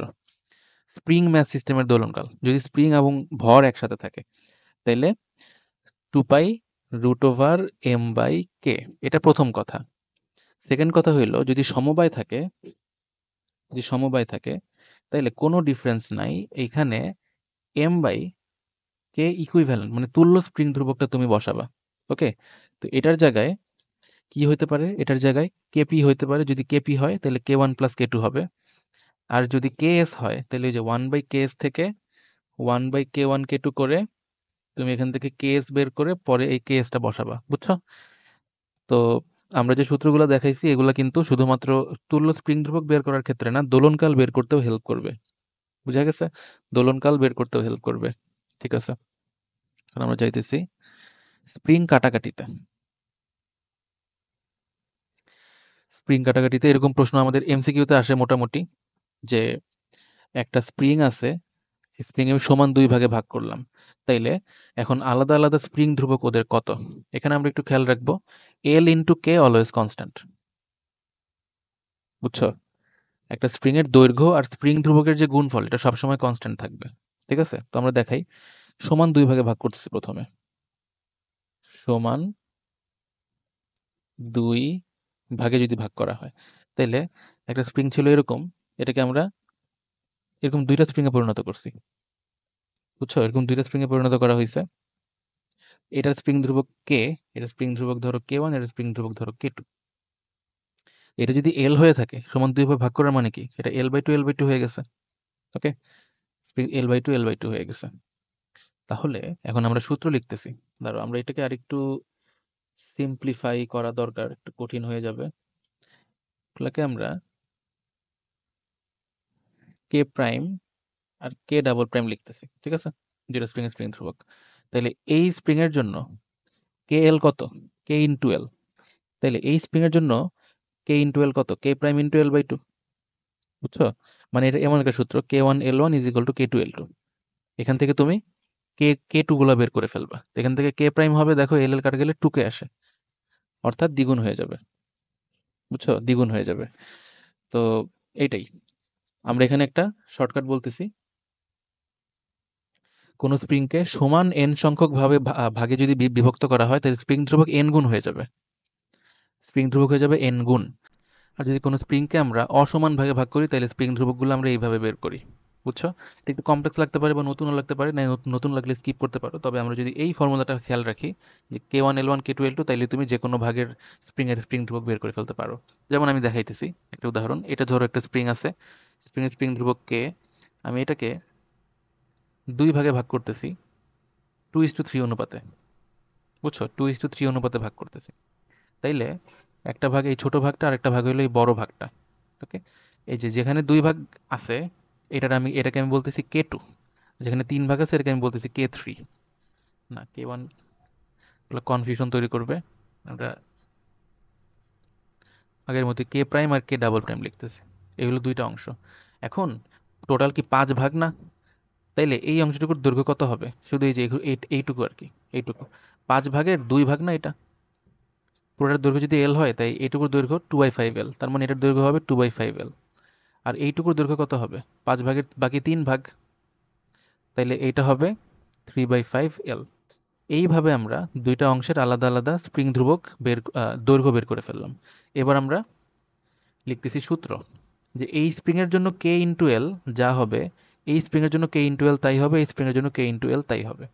ঠিক আছে? তো এই স্প্রিংয়ের জন্য কে ইন্টু এল, দৈর্ঘ্য পুরোটা এল ছিল। এই স্প্রিংয়ের জন্য খেয়াল করো, কে কত? কে প্রাইম। আর এল কত? এটা না? এখান থেকে তুমি কে প্রাইম পেয়ে যাবা 5/2। বুঝছো? এইভাবেই যে এইটা আসে, এই যে M plus N by M. বুঝছো? আর একইভাবে তুমি এটা পেয়ে যাবে হলো এইভাবে, এই স্প্রিংয়ের কে ইন্টু এল, কে ইন্টু এল। আর এই স্প্রিংয়ের জন্য কে বলতে আসলে কে ডাবল প্রাইম, আর এল আসলে 3/5 এল। তো এখান থেকে তুমি কে ডাবল প্রাইমটা বের করে ফেলবা 5/3 কে। বুঝছো? এইভাবে। আচ্ছা, এখানে আরো কি কি বলতে পারে? এখানে আরো যা যা বলতে পারে, যে দুইটা স্প্রিংকে আমি এত এত ভাগে ভাগ করে আবার আলাদা আবার যুক্ত করে দিছি। বুঝছো? বললো যে আমি দুইটা স্প্রিংকে সমান 3 ভাগে ভাগ করছি। এটা কে ছিল, সমান 3 ভাগে ভাগ করলে তিনটা স্প্রিংয়ের স্প্রিং ধ্রুবক কিন্তু এখন 3 কে হয়ে যাবে। বাকি যে তিনটা স্প্রিং, এখন বলছে আমি এই তিনটা স্প্রিংকে সমান্তরালে যুক্ত করে দিছি, এই একটা, দুইটা, তিনটা। তাইলে এখন আমার এখানে দোলনকাল কত, এই কত, সেই কত। তো তখন কিন্তু এরা আলাদা আলাদা ভাগ করার পরে এগুলো হয়ে যাবে এখন 3 গুণ, 3 গুণ, 3 গুণ। এখন আবার তুল্য স্প্রিং ধ্রুবক বের করে করা লাগবে। বুঝছো? তুল্য স্প্রিং ধ্রুবকই কিন্তু মিশ্র সমবায় হইতে পারে। ঠিক আছে? আমরা এটা কোথায় দেখাবো? এখানে একটা পেজ আছে, তো এখানে দেখাই। মিশ্র সমবায় হতে পারে এইভাবে, যে এটা একটা স্প্রিং, এটা একটা স্প্রিং, এটা একটা স্প্রিং, তারপর এটা একটা স্প্রিং, এটা একটা স্প্রিং, এটা একটা স্প্রিং। বুঝছো? এইভাবে। তো এদের সবার স্প্রিং ধ্রুবক যদি কে হয়ে থাকে, তাহলে এখন তুল্য স্প্রিং ধ্রুবক বের করতে বলছে। তাহলে আমরা ধাপে ধাপে করব, এই তিনটা সমান্তরালে না, এই তিনটা মিলাই একটা বানাবো। এই তিনটা মিলে একটা হয়েছে, এটা 3 কে হবে। বুঝছো? 3 কে হবে, কারণ সমান্তরালে যোগ হয়ে যায়। তারপরে এর সাথে নিচে এটা যুক্ত হবে, এইটা, এই দুইটা মিলে একটা হয়েছে, দুইটা মিলে 2 কে হয়ে যাবে। আর নিচের এটা তো কেই ছিল, এখানে আর একটা কে। তো এই তিনটা মিলাই এখান থেকে এটা আসছে আর এখান থেকে এটা আসতেছে। এবার এই তিনটা কীভাবে সিরিজে যুক্ত? তাই 1/3 কে, 1/2 কে, 1/কে, ইনভার্স। এইভাবে তুমি কে ইকুইভ্যালেন্ট পেয়ে যাবা। বুঝছো? তুল্য স্প্রিং ধ্রুবক আমরা পেয়ে যাবো এইভাবে আর কি। আমরা বাকি সব হিসাব করবো। যদি এখন এখানে দোলনকাল বলে, এটাও তুমি এই যে এই সূত্র দিয়ে 2π√m/k লিখতে পারো। হ্যাঁ, আর কে হিসাবে এই যে এটা এটা বসাইতে হবে। ঠিক আছে? আর আমরা আরেকটা ছোট্ট কথা একটু বলে রাখবো, যদি স্প্রিংয়ের ভর থাকে, এটা আমরা স্প্রিং ম্যাথ সিস্টেম যেখানে বলছি, এখানে একটু বলবো, যদি স্প্রিংয়ের ভর থাকে,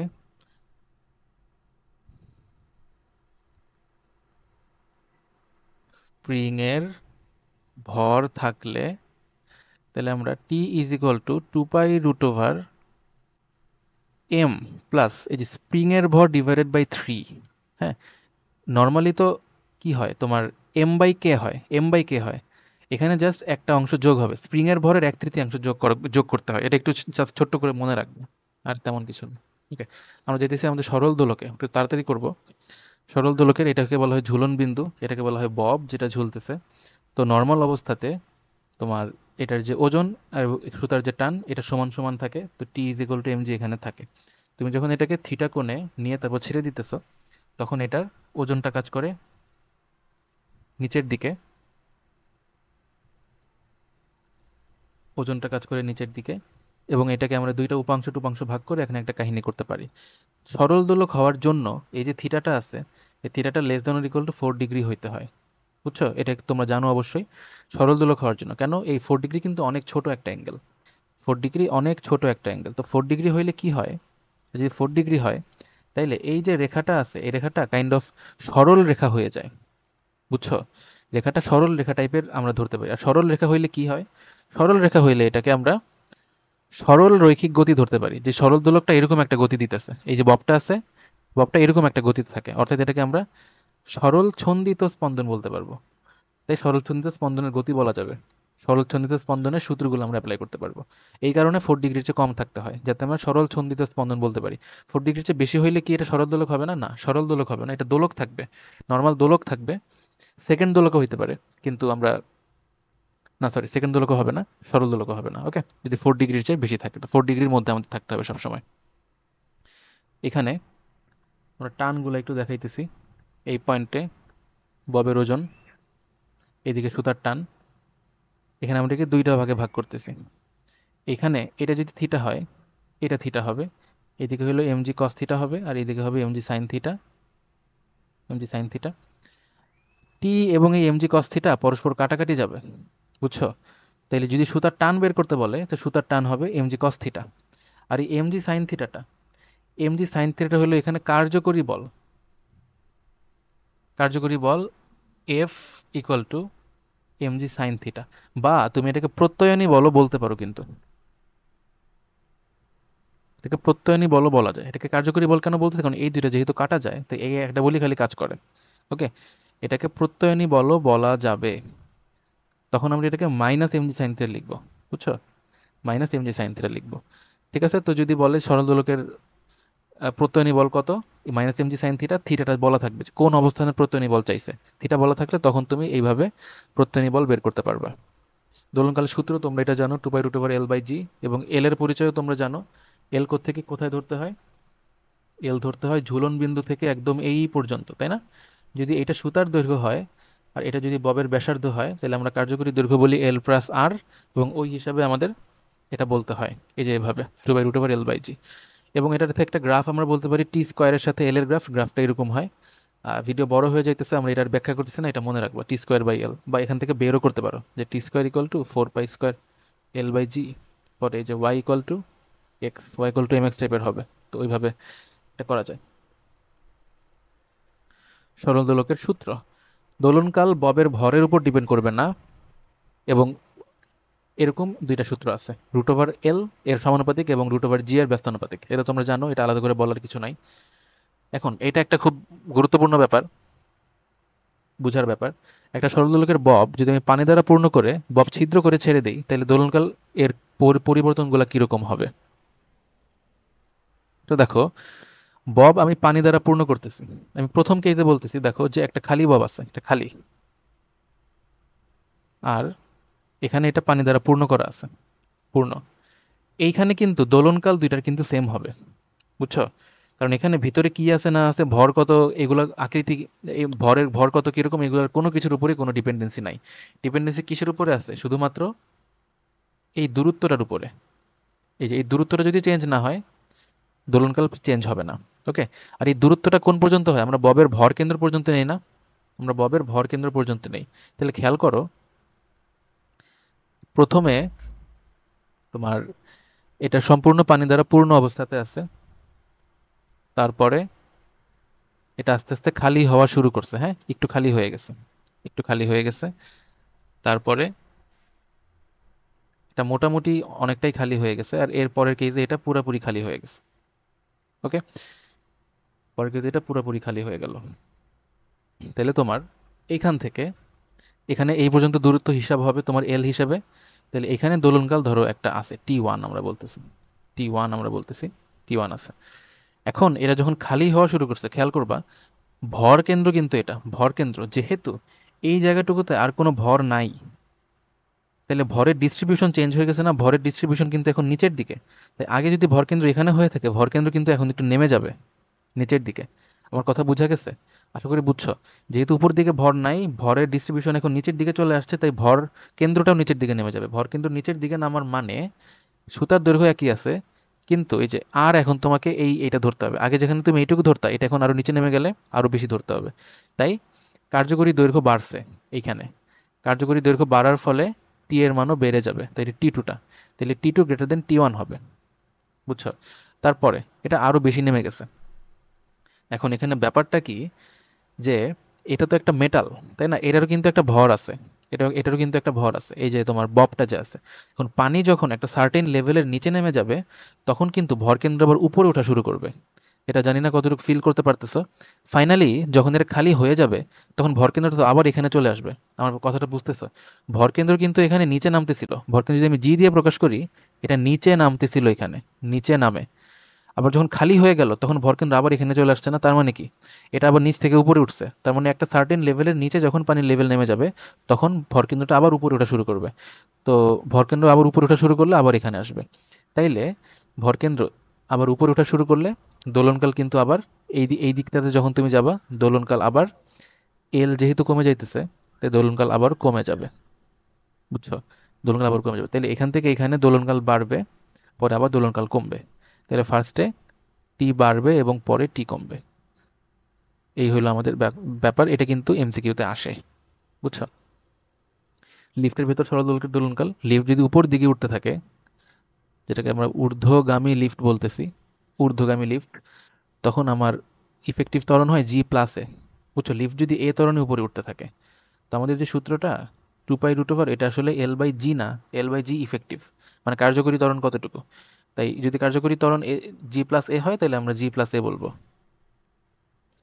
আর যদি লিফট নিম্নগামী হয় এ ত্বরণে নিচে নামতেছে, তখন জি ইফেক্টিভ হবে জি মাইনাস এ, তখন তুমি টি বলবো 2π√L/G মাইনাস এ। ঠিক আছে? এখান থেকে লিফটের ত্বরণও কিন্তু বের করতে বলতে পারে, যে লিফটের ভিতরে দোলনকাল এত হয়, এখন লিফটের ত্বরণ কত। বুঝা গেছে? এইভাবে আমরা হিসাব নিকাশ করব।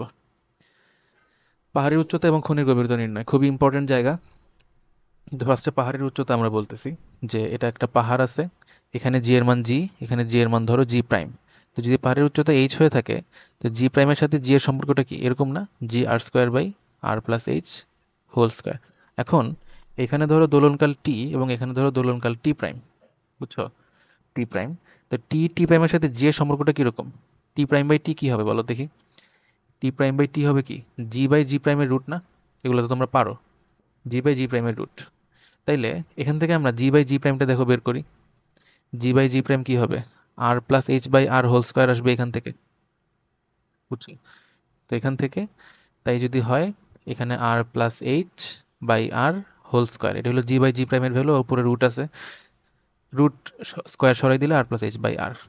তাহলে টি প্রাইম আসতেছে এত ইন্টু টি, এটা ভাগ করে দিলে 1+h/r আসে। তোমরা হয়তো এটা সূত্র হিসেবে অনেকে মুখস্থ রাখছো।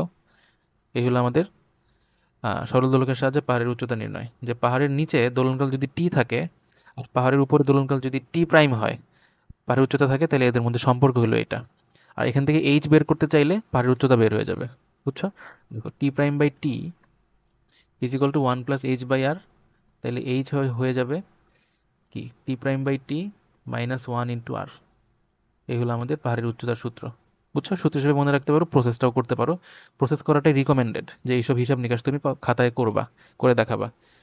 ঠিক আছে? যদি না করতে চাও, মুখস্থ করতে চাও, সূত্র করতে পারো। এখানে টিটা কি, পাহাড়ের নিচে দোলনকাল, পাদদেশে দোলনকাল, আর টি প্রাইমটা পাহাড়ের উচ্চতায় দোলনকাল। ওকে? এটা আর পাহাড়ের গভীরতা নির্ণয়, খনির গভীরতা নির্ণয়। তো এটা যদি আর্থ হয়, আর আমাদের একটা খনি এখানে আছে, যেটা ধরো এইচ গভীরতা অবস্থিত, তাহলে এখানে জি এর মান কত?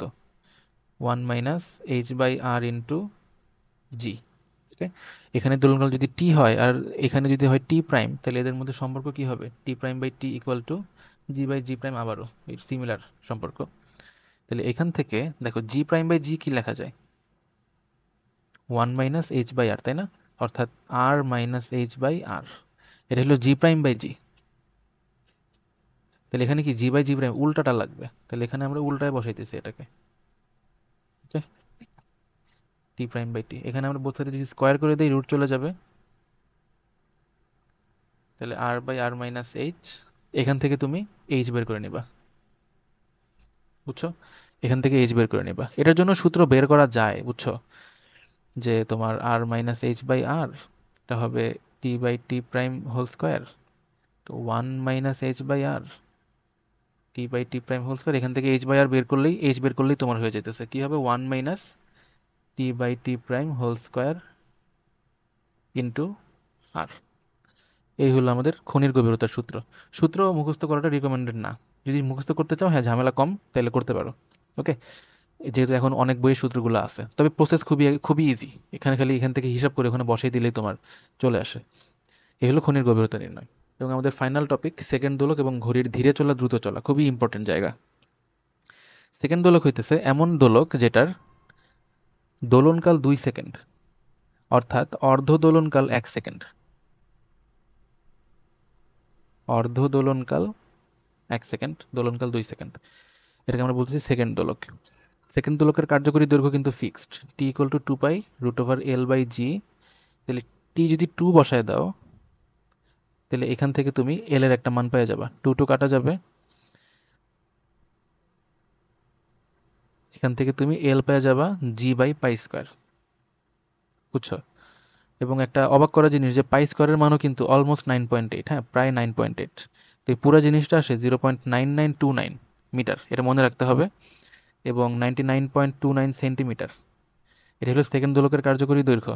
এই দুইটা মনে রাখবা এবং এইটাও মনে রাখবা, এটা এমসিকিউতে লাগতে পারে যে কার্যকরী দৈর্ঘ্য কোনটা সেকেন্ড দোলকের, g/π², π²/g, π/g³ এরকম অনেক কিছু থাকবে, g/π² হবে অ্যান্সার তোমার সেকেন্ড দোলক। তো সেকেন্ড দোলককে কিন্তু আমরা দোলক ঘড়ি হিসেবে ইউজ করতে পারি। বুঝছো? দোলক ঘড়ি হিসেবে ইউজ করতে পারি। অর্ধ দোলনকাল 1 সেকেন্ড, তো তার মানে দেখো, এটা এখান থেকে এখানে যাবে 1 সেকেন্ড হবে, আবার এখান থেকে এখানে আসবে 1 সেকেন্ড হবে। বুঝছো? তো এই 1 second, 2 second, 3 second, 4 second, 5 second, 6 second, এইভাবে আমরা টাইমটা মাপি সেকেন্ড দোলকের সাহায্যে। ধীরে বা দ্রুত চলা, তো এখন নর্মাল কেসে দেখো, একটা নর্মাল কেসে একটা সেকেন্ড দোলকের দোলনকাল কত? একদম নর্মাল কেসে সেকেন্ড দোলকের দোলনকাল 2 সেকেন্ড। ওকে, 2 সেকেন্ড। আর আমরা যদি একদিনের কথা বলি, একদিনে কতক্ষণ হয়? 86,400 সেকেন্ড হয়। 86,400 সেকেন্ড হয়, ঠিক আছে। এখন 2 সেকেন্ডে, দুই দুই সেকেন্ড মানে কি, 2 সেকেন্ডে একটা দোলন দেয় না? তাহলে 2 সেকেন্ডে দোলন দেয় একটি। এখন আমি সারাদিনে কতগুলো দোলন দেয় সেটা বের করব। 86,400 সেকেন্ডে দোলন দিবে 86,400 ÷ 2 সমান 43,200টি। এটাও কিন্তু নর্মাল কথা, মানে একটা স্বাভাবিক সেকেন্ড দোলক এতটি দোলন দিবে, এটাও নর্মাল। এতগুলো দোলন দিলে তাইলে সে ঠিকঠাক আছে। এখন সারাদিনে সে যদি কম বা বেশি দোলন দেয় তখন হইতেছে সে ধীরে বা দ্রুত চলবে। বুঝছো?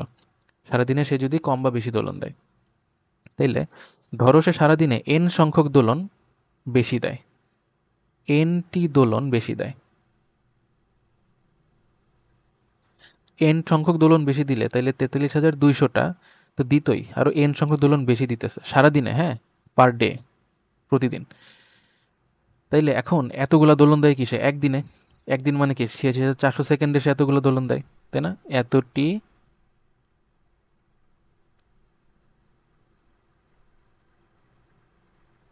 দোলন দেয় এত সেকেন্ডে। তাইলে একটি দোলন দিবে কত সেকেন্ডে?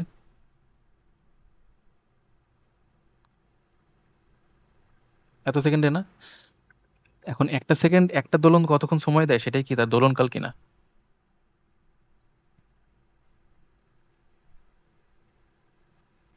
তোমরা হয়তো অন্য সূত্র পড়ছো, আমি আর কি এইভাবে পড়ছি জিনিসটা, তো আমি এইভাবেই বলতেছি এটা। আর যদি কম দেয় তাহলে এখানে মাইনাস হবে, তো এখানে এখানেও মাইনাস হবে। বুঝছো? এটা হইতেছে পার ডে এন সংখ্যক দোলন কম বা বেশি দিলে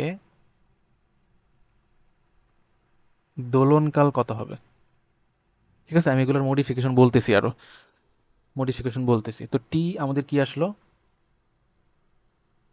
ডিভাইডেড বাই,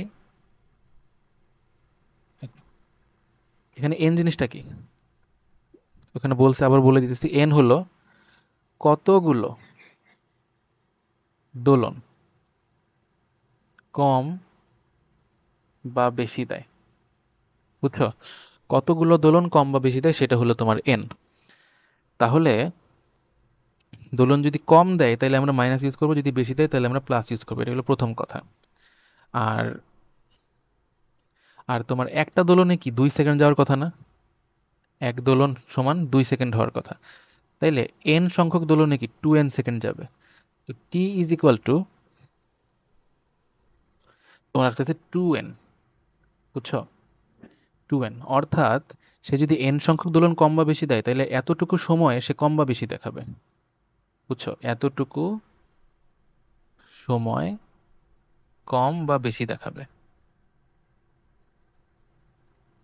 এখন যদি প্রশ্নে বলা থাকে যে সে 10 সেকেন্ড স্লো যায়, তাহলে দোলনকাল কত? সে দৈনিক 10 সেকেন্ড স্লো যায়, তাইলে t = 2n। তুমি এখানে 10 বসাবা, 2n থেকে n বের করবা 5, তোমার সে দৈনিক 5টা দোলন কম দেয়। স্লো যাওয়া মানে কম দেওয়া, দৈনিক 5টা দোলন কম দেয়, তাহলে এনের ভ্যালু 5 এখানে বসাই দিবা, তোমার চলে আসবে নতুন দোলনকাল, বুঝছো? বা যদি ডিরেক্ট বলা থাকে যে সারাদিনে এতগুলো দোলন সে কম দেয়, তাহলে ডাইরেক্ট n বলাই আছে, বুঝছো? অথবা তোমাকে কোশ্চেনে বলতে পারে যে কতটি দোলন কম দিবে, বা কত সেকেন্ড স্লো যাবে বা ফাস্ট যাবে, কত সেকেন্ড স্লো, তখন তুমি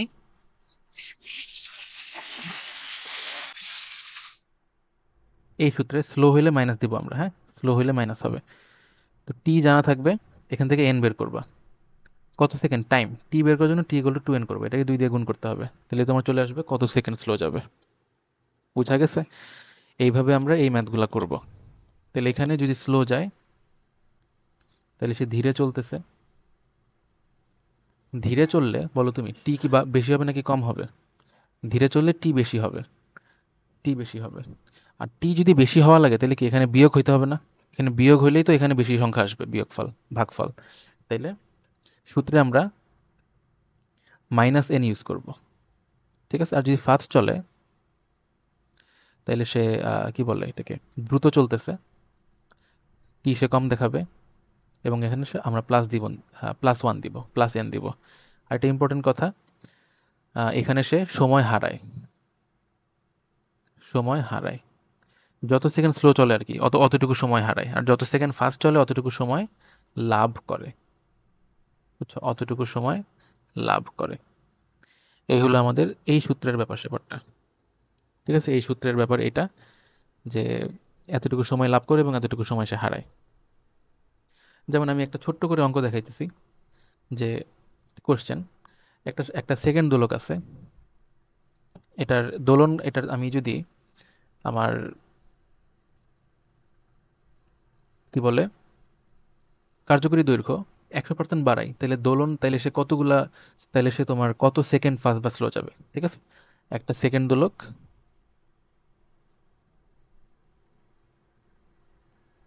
আছে, তো এটা যদি 100% দৈর্ঘ্য আমি বাড়াইছি, তাহলে এখন কত সেকেন্ড ফাস্ট বা স্লো যাবে, ঠিক আছে? এখন দেখো T2/T1, এটা কি হবে? L2/L1, তাই না? এটা প্রথম কথা। তাহলে L2 কত? 100% বাড়ানো মানে L1 তো ছিলই, এর সাথে আরও 100% L যোগ হবে, এটা হিসাব করে 2L1 আসবে, বুঝছো? এটা 1, এটা আর কি 100/100 কাটাকাটি, যে এটা হবে L2 = 2L1। তাহলে L2/L1টা কত? L2/L1 হচ্ছে 2, তাহলে এটা হবে √2 জাস্ট। T2/T1 = √2, এখান থেকে T2 আসবে √2 × T1, তো √2, T1 কত? 2 সেকেন্ড, এখান থেকে তুমি নতুন দোলনকালটা পাবা T2। ওকে, এখন এই নতুন দোলনকাল, এটাকে তুমি লিখবে 86,400, 43,200, +n নাকি -n হবে? দেখো, এল বাড়ানো হয়েছে, এই যে এরকম, এল বাড়লে টি বাড়বে, টি বাড়বে, আর টি বাড়লে এখানে কি লেখা হয়েছে? টি যদি বাড়ে তাহলে -n হবে।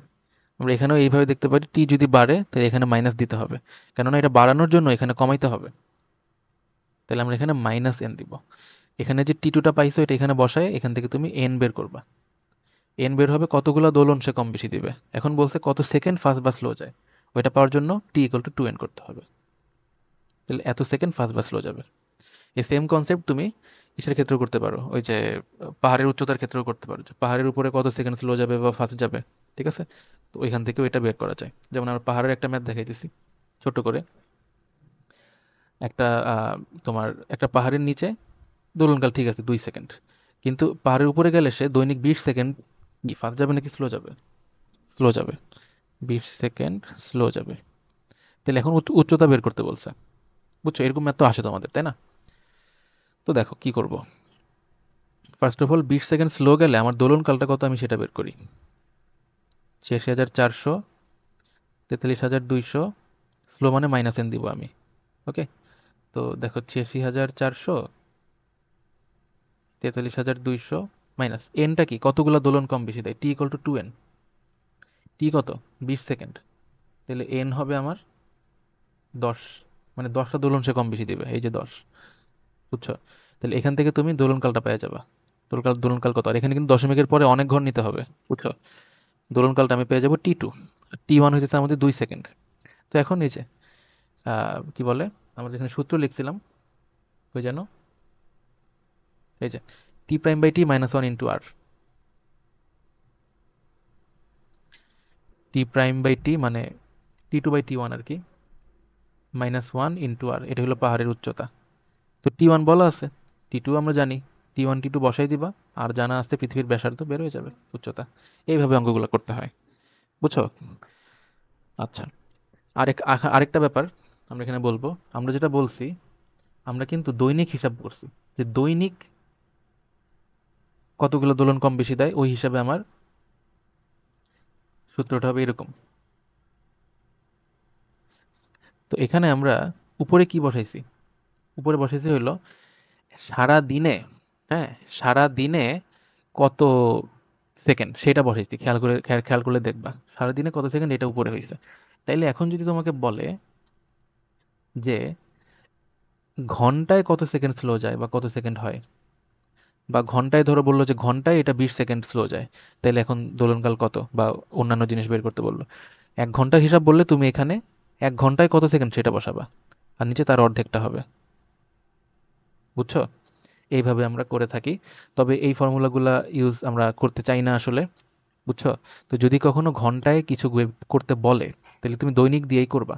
তুমি নর্মালি করবা যেটা একদিনে 20 সেকেন্ড স্লো যায়। বুঝছো? একদিনে 20 সেকেন্ড স্লো যায়, এখন একদিনে 24 ঘন্টা, তাই 20 সেকেন্ডে তুমি 24 দিয়ে ভাগ দিবা, তাহলে ঘন্টায় কত সেকেন্ড স্লো যায়। আমার কথা বুঝা গেছে? আশা করি বুঝছো। আমরা এই ঘন্টা এটা সূত্র দেখাইছি, যেরকম সূত্র তোমরা হয়তো গাইডে টাইডে দেখছো, তাই দেখাইলাম যে এই সূত্রটা এইভাবে আমরা চিন্তা করি। কিন্তু যে কোনো ঘন্টায় বা মাসে কতটুকু স্লো যাবে, সপ্তাহে কতটুকু স্লো যাবে, এগুলোর জন্য আমরা দৈনিক হিসাব থেকেই করব। বা যদি ঘন্টায়, দিনে, মাসে এরকম হিসাব বলা থাকে, তাহলে আমরা ওটাকে দিনে কনভার্ট করে নিব। বুঝছো? দিনে কনভার্ট করার জন্য এইভাবে, যে 24 ঘন্টায় আমার কত সেকেন্ড ফাস্ট বা স্লো যায় সেটা। বুঝা গেছে? যেমন তোমার বললো যে একটা সেকেন্ড দোলক ঘন্টায় 0.2 সেকেন্ড ফাস্ট যায়, ঘন্টায় 0.2 সেকেন্ড ফাস্ট যায়, তাহলে ঘন্টায় মানে 1 ঘন্টায় 0.2 সেকেন্ড ফাস্ট যায়। একদিনে তাহলে কত সেকেন্ড ফাস্ট যাবে, একদিনে কি 24 ঘন্টা না, 24 ঘন্টায় কতক্ষণ কতটুকু ফাস্ট যাবে, এর সাথে তুমি 24 গুণ দিবা, তাহলে তাহলে কত সেকেন্ড ফাস্ট যায় সেটা বের হবে, এরপর তুমি এই সূত্র দিয়ে করে ফেলবা। বুঝছো? আশা করি বুঝতে পারছো। তো এই হলো আমাদের সব সূত্র। তো আমরা শুরু করতেছি আমাদের অনুধাবনমূলক প্রশ্ন বলেই। কালিক পর্যায়বৃত্ততা, হ্যাঁ, এটা হবে ওই যে আমরা শুরুতেই বললাম, যে সময়ের সাপেক্ষে যদি কোনো ঘটনা একটা নির্দিষ্ট সময় পর পর ঘটতে থাকে, ওটাকে আমরা কালিক পর্যায়বৃত্ততা বলি। উদাহরণ বলতে পারো যে সূর্যের চারিদিকে পৃথিবীর গতি, পৃথিবীর চারিদিকে চাঁদের গতি, এগুলো কালিক পর্যায়বৃত্ততার উদাহরণ। গিটারের তারের গতি পর্যায়বৃত্ত গতি। গিটারের তারের গতি কিরকম হয়, যদি গিটারের তার হয়, গিটারে এখানে প্লাগ করলে তোমার এই যে তারটা আছে, এই তারটা উপর নিচে একটা গতি দেয়। বুঝছো? তরঙ্গ চ্যাপ্টার তো তোমাদের শর্ট সিলেবাসে নাই, ওইখানে এগুলার ম্যাথও আছে। এটা এরকম একটা গতি হয়, এটা উপর নিচ হইতে থাকে। তো এটার যে গতি, এটা পর্যায়বৃত্ত গতি হয়, কারণ এটা গতিপথের একটা নির্দিষ্ট বিন্দুকে একটা নির্দিষ্ট সময় পর পর নির্দিষ্ট দিক থেকে অতিক্রম করে। বুঝা গেছে? আচ্ছা, পর্যায়বৃত্ত গতিতে আদি দশা ধ্রুব থাকে, ব্যাখ্যা করো। হ্যাঁ, পর্যায়বৃত্ত গতিতে আমাদের আদি দশা, আদি দশা তো আদি বেগের মতো। বুঝছো? এটা তো যা আছে আছেই, এ sine omega T plus delta, এই যে এটা হলো আদি দশা, এটা তো ধ্রুবক থাকবেই। বুঝছো? ওমেগা চেঞ্জ হতে পারে সময়ের সাথে সাথে, আমাদের ওইসব হিসাব অবশ্য নাই, ওগুলো অনেক কমপ্লেক্স, যে বিস্তার চেঞ্জ হইতেছে, ওমেগাও চেঞ্জ হইতেছে, এগুলো আমাদের নাই। কিন্তু ডেলটা কখনো চেঞ্জ হয় না, আদি দশা তো যেটা ছিল ওইটাই। কথা বুঝছো? এটা পাস্টের মতো, পাস্ট যেটা হইছে ওইটা তো হইছেই। বুঝছো? এটা কখনো চেঞ্জ করা যায় না। তো আদি দশা ধ্রুব থাকবে। পর্যাবৃত্ত গতির গতিপথ কেমন হয়? পর্যাবৃত্ত গতির গতিপথ একটা ক্লোজড লুপ হবে, এটা যে কোনো আকৃতির হইতে পারে, ক্লোজড লুপ হবে, এটা বৃত্ত হইতে পারে, উপবৃত্ত হইতে পারে, তারপর এটা তোমার যে কোনো শেপের হইতে পারে, র্যান্ডম শেপেরও হইতে পারে। ঠিক আছে, কিন্তু গতিপথের একটা নির্দিষ্ট বিন্দুকে একটা নির্দিষ্ট সময় পর একটা নির্দিষ্ট দিক থেকে যদি সে অতিক্রম করতে পারে, তখনই তুমি এটাকে পর্যাবৃত্ত গতি বলবা, যে এই পয়েন্টটাকে সে তোমার, আচ্ছা এটা উল্টা দেখায় ফেলছে, এটা এই দিকে তাই না, তো এই দিকে হইলে এটা এই দিকে বারবার অতিক্রম করতেছে এই পয়েন্টটাকে এই দিকে নির্দিষ্ট সময় পর পর। তারপর এইটাও, এটা উল্টা দেখায় ফেলছে, সরি, এটা ওই দিকে হবে, এই দিক থেকে অতিক্রম করতেছে। তো ক্লোজ লুপ হইলে এটা পর্যাবৃত্ত গতি হবে, এটা তোমার চতুর্ভুজ হইতে পারে।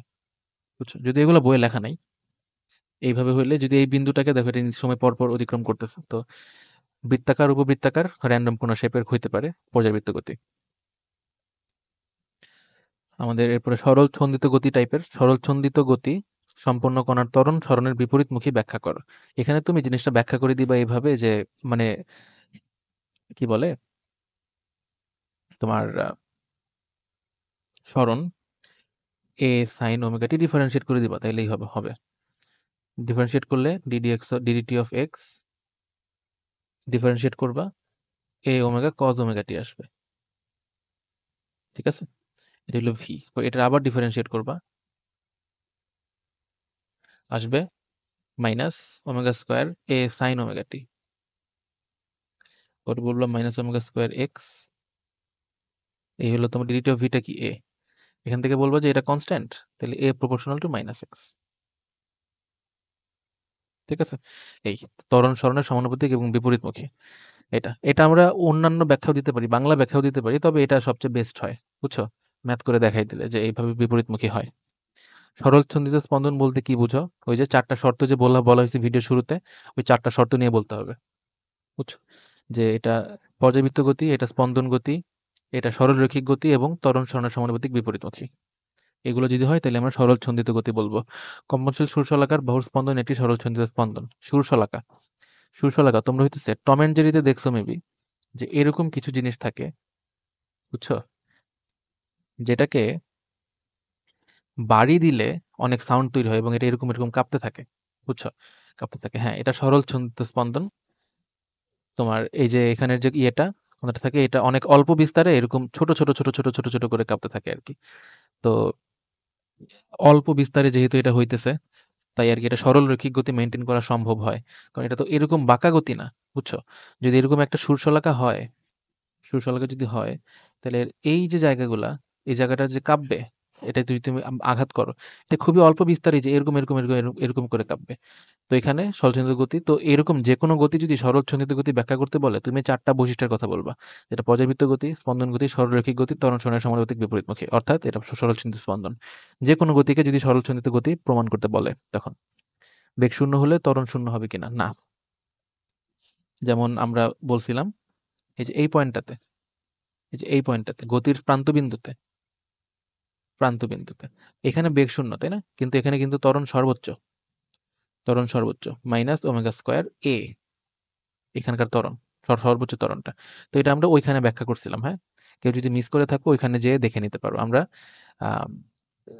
থিওরি পার্টটাতে যেখানে আর কি ত্বরণ আলোচনা করছি, সর্বোচ্চ ত্বরণ কিভাবে হয়, তো এই পয়েন্টে ত্বরণ এটা শূন্য হবে না, তো এইটুকু দেখাইলেও হবে, সাথে ওই ব্যাখ্যাটুকু দিয়ে দিলে ভালো, যে এই পয়েন্টে কেন এ ম্যাক্সিমাম, কেন এ ম্যাক্সিমাম, এটা আমরা ওইখানে দেখাইছিলাম, হ্যাঁ, যে কেন এ ম্যাক্সিমাম, এটা ওইখানে ব্যাখ্যা করা হয়েছিল। সুষম বৃত্তাকার গতি কি সরল ছন্দিত গতি? সুষম বৃত্তাকার গতি না, সরল ছন্দিত গতি হওয়ার জন্য এটাকে সরল রৈখিক হইতে হবে, একদম বেসিক কথা, সরল রৈখিক হওয়া লাগবে। ঠিক আছে, সুষম বৃত্তাকার গতি, এটা স্পন্দন গতিও না, ঠিক আছে, এটা স্পন্দনও না, এটা সরল রৈখিকও না। বুঝছো, তো এটা কোনোদিনই সরলছন্দিত গতি হবে না। সকল সরল ছন্দিত স্পন্দনই পর্যায়বৃত্ত স্পন্দন, কিন্তু সকল পর্যায়বৃত্ত স্পন্দন সরল ছন্দিত স্পন্দন নয়। হ্যাঁ, অবশ্যই, কারণ সরল ছন্দিত স্পন্দন হওয়ার জন্য আগে এটাকে পর্যায়বৃত্ত হইতে হবে। কিন্তু এই যে পর্যায়বৃত্ত হইলে সুষম বৃত্তাকার গতি, এইটা পর্যায়বৃত্ত গতি। বুঝছো, এটা পর্যায়বৃত্ত গতি, কিন্তু স্পন্দন গতি না, সরল ছন্দিত স্পন্দন গতি না।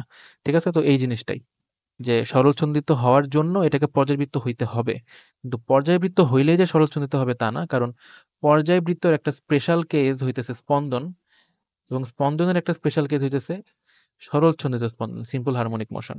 ওকে, তাই এটা হইতে হবে, এটা জরুরি না। সকল পর্যাবৃত্ত গতি সরল দোলন গতি নয় কেন? সেম কথা। সরল দোল গতি নয় কেন? ওকে, সরল দোল গতি পর্যাবৃত্ত গতি সেম কোশ্চেন বারবার আসতেছে। সরল দোলে গতিসম্পন্ন কণা যখন সর্বোচ্চ বেগ প্রাপ্ত হয় ত্বরণ হয় সর্বনিম্ন। সর্বোচ্চ বেগ যখন হয় ত্বরণ হয় সর্বনিম্ন। সর্বোচ্চ বেগ হয় এই যে এখানে। যদি এরকম আমরা একটা বলি, এই পয়েন্টে ভি ম্যাক্স হয়। ভি ম্যাক্স কখন? When x equal to zero. বুঝছো, যেটা কিনা ওমেগা এ। এবং এই এক্স ইকুয়াল টু জিরো হইলে এটা হয় মিনিমাম, যেটা কিনা জিরো। বুঝছো, এটাই এখানে ব্যাখ্যা করবা। প্রথমে সূত্রগুলো লিখবা, যে ভি হইতেছে ওমেগা রুট ওভার এত, আর এ হইতেছে মাইনাস ওমেগা স্কোয়ার এক্স। পরে বলবা যে সর্বোচ্চ বেগ পাওয়ার জন্য ভি ম্যাক্স তখনই হবে যখন এক্স ইকুয়াল টু জিরো হবে। এক্স ইকুয়াল টু জিরো হইলে ভি ম্যাক্স তুমি বলবা ওমেগা এ। ঠিক আছে, কিন্তু এক্স ইকুয়াল টু জিরো হইলে এটা এখানে বসাইলে এ জিরো চলে আসতেছে, অর্থাৎ এটা মিনিমাম ত্বরণ হবে। ওকে, তাহলে যেখানে বেগ সর্বোচ্চ এখানে ত্বরণ সর্বনিম্ন। বলবেগ কিভাবে পরিবর্তিত হয়? সরণের পরিবর্তনের সাম্যাবস্থান হতে সরণের পরিবর্তনের, আচ্ছা এখানে সেন্টেন্সটা ভুল লেখা। একটি ববের বেগ কিভাবে পরিবর্তিত হয়? সরণের সাথে বেগ, এটা আমরা গ্রাফ দেখাইছিলাম যদি তোমাদের মনে থাকে। সরণের সাথে বেগের গ্রাফ দেখানো হয়েছিল, ওই যে উপবৃত্তাকার যে গ্রাফটা ছিল ওইটা।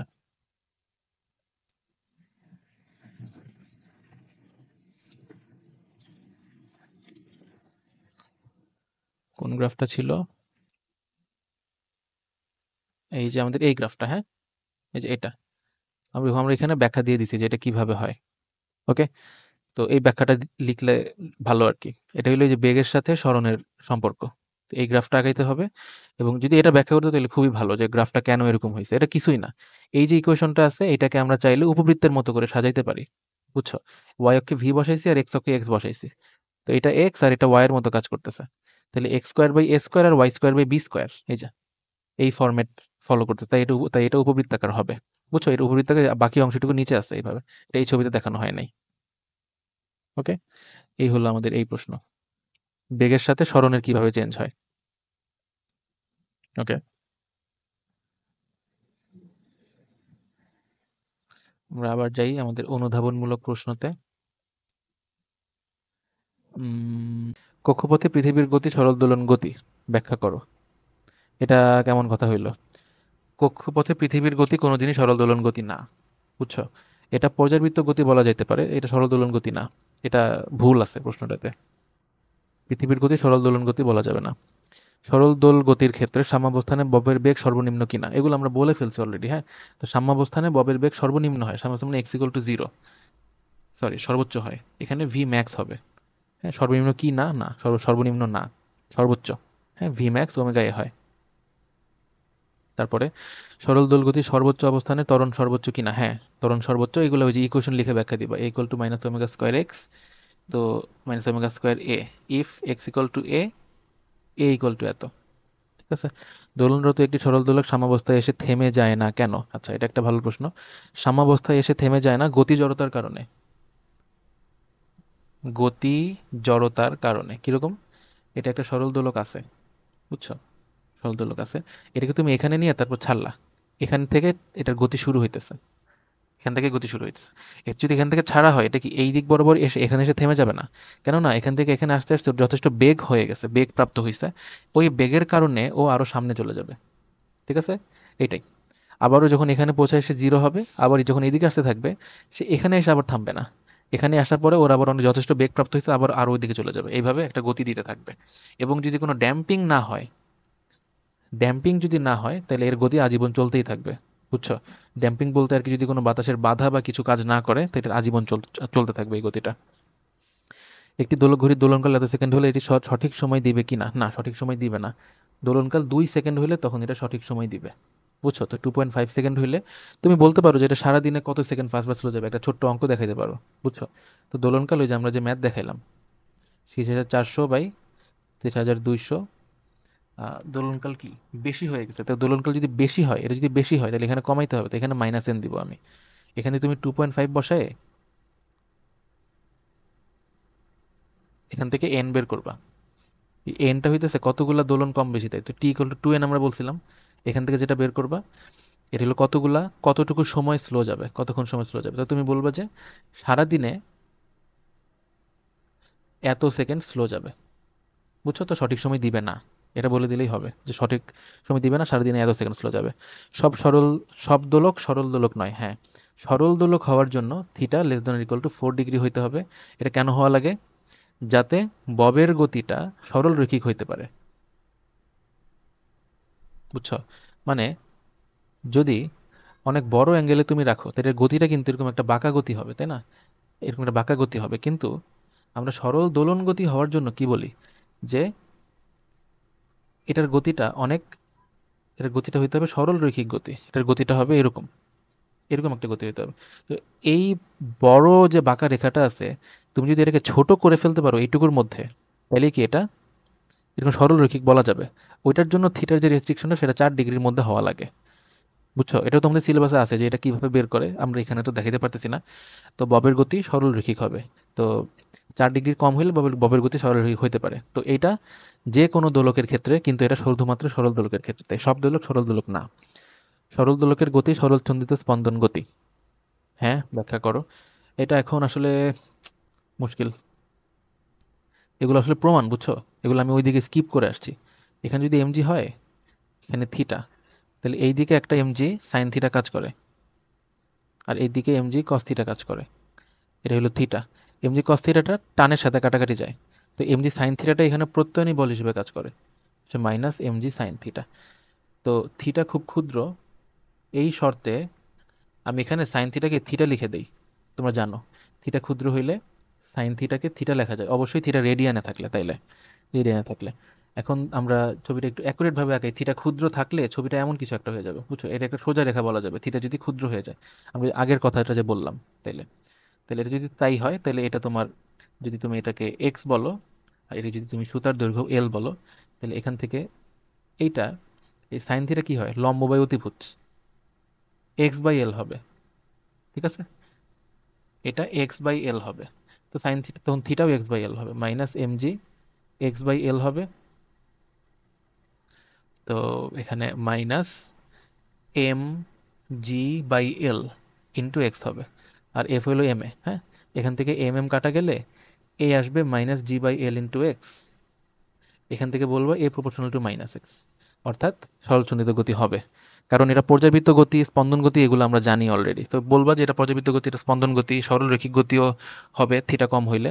এবং এইটা সবচেয়ে ইম্পর্টেন্ট পয়েন্ট, যে এইটা যেহেতু হয় তাই সরল ছন্দিত স্পন্দন আমরা বলতে পারবো সরল দোলকের গতিকে, ঠিক আছে? সরল দোলন গতির অন্তরক সমীকরণটি ব্যাখ্যা করো। এটাও তোমাকে একটু প্রমাণই করতে হবে। খুবই দুর্ভাগ্য, এতগুলো প্রমাণ করা লাগতেছে। F equal to minus K x থেকে এম এ লিখবা মাইনাস কে এক্স, এ কে লিখবা হইলো এই যে এইটা, বুঝছো? যে সরণের দ্বিতীয় অন্তরজ মাইনাস কে এক্স, এখান থেকে এই এমটারে ওইদিকে ভাগ করে দিলে minus K by M into X আসতেছে, বুঝছো? আর আমরা কি জানি, এটা কি ত্বরণ না? ত্বরণ তো এটা। তো ত্বরণ তো আমরা কি জানি, মাইনাস ওমেগা স্কোয়ার এক্স জানি তো। তার মানে এই যে জিনিসটা আছে, এই জিনিসটা আসলে ওমেগা স্কোয়ার হিসেবে কাজ করবে, এই যে। তাইলে D square X DT square, আর এই রাশিটাকে এইদিকে নিয়ে আসলে omega square X equal to zero, আমরা এটা লিখতে পারি, বুঝছো? এই হলো অন্তরিক সমীকরণ। দোলকপিণ্ডের প্রকৃতি কিভাবে সরল দোলককে প্রভাবিত করে, দোলকপিণ্ডের প্রকৃতি। তো দেখো, সরল দোলক এটা যদি গোল হয় তাহলে একরকম হবে, এটা যদি আরো বড় গোল হয় তাহলে কিন্তু এটার এই দূরত্বটা বাড়তেছে, যার কারণে এখানে কার্যকরী দৈর্ঘ্য কম, এখানে কার্যকরী দৈর্ঘ্য বেশি। কার্যকরী দৈর্ঘ্য বেশি হলে সরল দোলনের দোলনকাল বেশি হবে, বুঝা গেছে? বা যদি তুমি বলো যে এটা না, এটা এখন হইলো আমার একটা ত্রিভুজাকার আছে, তো ত্রিভুজাকার হইলে এটার ভরকেন্দ্র কোথায়, এইখানে হবে। তখন এই দূরত্বটা বের করে আমাকে করতে হবে। হ্যাঁ, তাই এক এক আকৃতির জন্য ভরকেন্দ্র এক এক জায়গায় হয়, তাই কার্যকরী দৈর্ঘ্য এল প্লাস আর, আমাদের এই আরটা চেঞ্জ হয়, বুঝছো? এখানে আর একটা হবে, এখানে আর একটা হবে, এখানে আর আরেকটা হবে। তো এক এক ক্ষেত্রে এক এক রকম হবে, তাই প্রভাবিত করে। সমবেগে চলন্ত লিফটে দোলনকাল পরিবর্তন হয় না কেন? সমবেগে চলন্ত, আমরা বলছিলাম যে সরল দোলকের ভিতরে দোলনকাল থিওরিতে বলা হয়েছে এল বাই জি প্লাস অথবা মাইনাসে হইতে পারে। তো যদি সমবেগে চলে তাহলে এটার এ জিরো হয়। তো এ যদি জিরো চলে আসে তাহলে নর্মালি এটা এল বাই জি হয়ে যাবে, বুঝছো? তাই সমবেগে কোনো পরিবর্তন হবে না। সমত্বরণে কিরূপ হয় এটা আমরা বলে ফেলছি। বাস্তব প্রকৃতিতে সরল দোলক পাওয়া যায় না কেন? কারণ সরল দোলক হওয়ার জন্য আমাদের যে সুতাটা আছে, সুতাটা অপ্রসারণশীল হইতে হয়। এগুলো একটা কিছু অ্যাজাম্পশন, বুঝছো? কিছু অ্যাজাম্পশন। সুতা অপ্রসারণশীল হইতে হয়, তারপর বব ভর শূন্য হওয়া লাগে। ঠিক আছে, এইসব ক্রাইটেরিয়া পূরণ করা সম্ভব না। যে সুতা এক ফোঁটাও প্রসারিত হবে না বব ঝুলানোর ফলে, বব বব একদম ভর শূন্য হওয়া লাগবে। এসব জিনিস করা যায় না জন্য বাস্তব প্রকৃতিতে সরল দোলক পাওয়া যায় না। সরল দোলক গতির অন্তঃসমীকরণে ব্যাখ্যা করো, করে ফেলছি। স্প্রিংকে খণ্ডিত করলে স্প্রিং বেগ পরিবর্তন হবে কিনা? হ্যাঁ, খণ্ডিত হবে। তুমি বলবা ওই যে আমরা ওইদিকে বলছি থিওরিতে কে ইন্টু এল কনস্ট্যান্ট থাকে। তো K1 L1 equal to K2 L2 এই সমীকরণ অনুযায়ী পরিবর্তিত হয়। যদি তুমি এল কে এন ভাগে ভাগ করো, তাইলে স্প্রিং ধ্রুবক এন গুণ হয়ে যাবে, বুঝছো? এরকম। এটা দেখো, একটি ভূস্থির উপগ্রহের স্প্রিং ভর ব্যবস্থায় দোলনকাল কেমন হবে? স্প্রিং ভর ব্যবস্থা এরকম হরাইজন্টাল হতে পারে, আবার তোমার আম, এরকম ভার্টিক্যালও কিন্তু হতে পারে, হ্যাঁ। এবং এখানে এটা কে, এটা এম, এটার দোলনকাল এরকম হয় 2π√m/k, ঠিক আছে? এটা কিন্তু এই দুইটার জন্যই একই দোলনকাল, বুঝছো? সূত্র সেম। আর এখানে দেখো জি কিন্তু নাই, এই সূত্রে কোনো জি নাই। যেহেতু এই সূত্রে কোনো জি নাই, তাই ভূস্থির উপগ্রহের ভিতরে জি আসলে জিরো হয়ে যায়, বুঝছো? তো স্প্রিং ভর ব্যবস্থার উপরে যেহেতু জি এর কোনো ইফেক্ট নাই, সেই জন্য এখানে আমরা কি বলবো যে স্প্রিং ভর ব্যবস্থার দোলনকাল একই থাকবে, মানে কোনো পরিবর্তন হবে না। ভার্টিক্যাল হরিজন্টালের ক্ষেত্রেও সেম থাকবে, আবার পৃথিবীতে যা থাকবে ভূস্থির উপগ্রহেও তাই হবে। এখানে কোনো ডিফারেন্স তৈরি হবে না। আমার কথা বোঝা গেছে? স্প্রিং এর স্প্রিং ধ্রুবক এত বলতে কি বোঝায়? স্প্রিং ধ্রুবক F equal to K x, spring ধ্রুবক হইতেছে F/x, অর্থাৎ এক্স ইকুয়াল টু 1 মিটার হইলে কে ইকুয়াল টু এফ আসে। এটাই বলবা যে 1 মিটার প্রসারণ করতে, 1 মিটার প্রসারণ করতে 2.5 নিউটন বল দরকার পড়ে। এই হলো এটা। আর খেলনা গাড়ি স্প্রিং লাগে টেনে দিলে গাড়িটির সামনে দিকে অগ্রসর হয় কেন? কারণ টেনে ছেড়ে দিলে, টান দিলে স্প্রিংয়ের মধ্যে হাফ কে এক্স স্কোয়ার পরিমাণ শক্তি সঞ্চিত হবে। যদি তুমি এক্স পরিমাণ প্রসারিত করো, ওই শক্তিটা গতি শক্তিতে কনভার্ট হয়ে গাড়িকে সামনের দিকে নিয়ে যায়। নির্দিষ্ট স্প্রিং ও ভরের জন্য স্প্রিংয়ের দোলনকাল ধ্রুবক ব্যাখ্যা করো। হ্যাঁ, নির্দিষ্ট স্প্রিং ও ভরের জন্য, কারণ স্প্রিংয়ের যে দোলনকাল, স্প্রিং ম্যাথ সিস্টেমের দোলনকাল সেটা হলো এইটা। এখন যদি এম নির্দিষ্ট ভর হয়, তাহলে কি এম কনস্ট্যান্ট। আর যদি নির্দিষ্ট স্প্রিং হয়, স্প্রিংয়ের একটা কেও কনস্ট্যান্ট, তাহলে এম কে দুইটাই কনস্ট্যান্ট হয়ে গেলে দোলনকালও কনস্ট্যান্ট হয়ে যাবে। ঠিক আছে?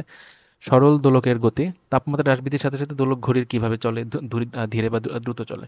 তো যদি তাপমাত্রা বাড়ে, তাহলে কোনো কিছুর দৈর্ঘ্য বেড়ে যাবে, মানে এই যে সুতাটা আছে, সুতাটার দৈর্ঘ্য বাড়বে, এল বাড়বে তাপমাত্রা বাড়লে। বুঝছো? যদি এল বাড়ে, তো টি যেহেতু প্রপোর্শনাল টু √/L, এল বাড়লে টিও বাড়বে, তাই টি বাড়বে। যদি টি বাড়ে, তাহলে কি এটা স্লো চলবে, বুঝছো? স্লো চলবে। তো কিংবা ধীরে, তো এটা ধীরে চলবে, বুঝছো? এইভাবে। তো তাপমাত্রা হ্রাস বৃদ্ধি, এটা হলো তাপমাত্রা বৃদ্ধি হইলে। আর তাপমাত্রা যদি হ্রাস পায়, একইভাবে এটা ফাস্ট চলবে, বুঝছো? তার মানে শীতকালে দোলক ঘড়ি ফাস্ট চলবে, আর গরমকালে দোলক ঘড়ি স্লো চলবে। কোন সময়ে সরল দোলকের গতি সরলরৈখিক হয়? আমরা বলে ফেলছি, θ < <4 যখন হবে তখন সরল দোলন গতি হবে, এবং এটা সরল ছন্দিত স্পন্দন হবে, এবং এটা আমাদের সরলরৈখিক গতি হবে।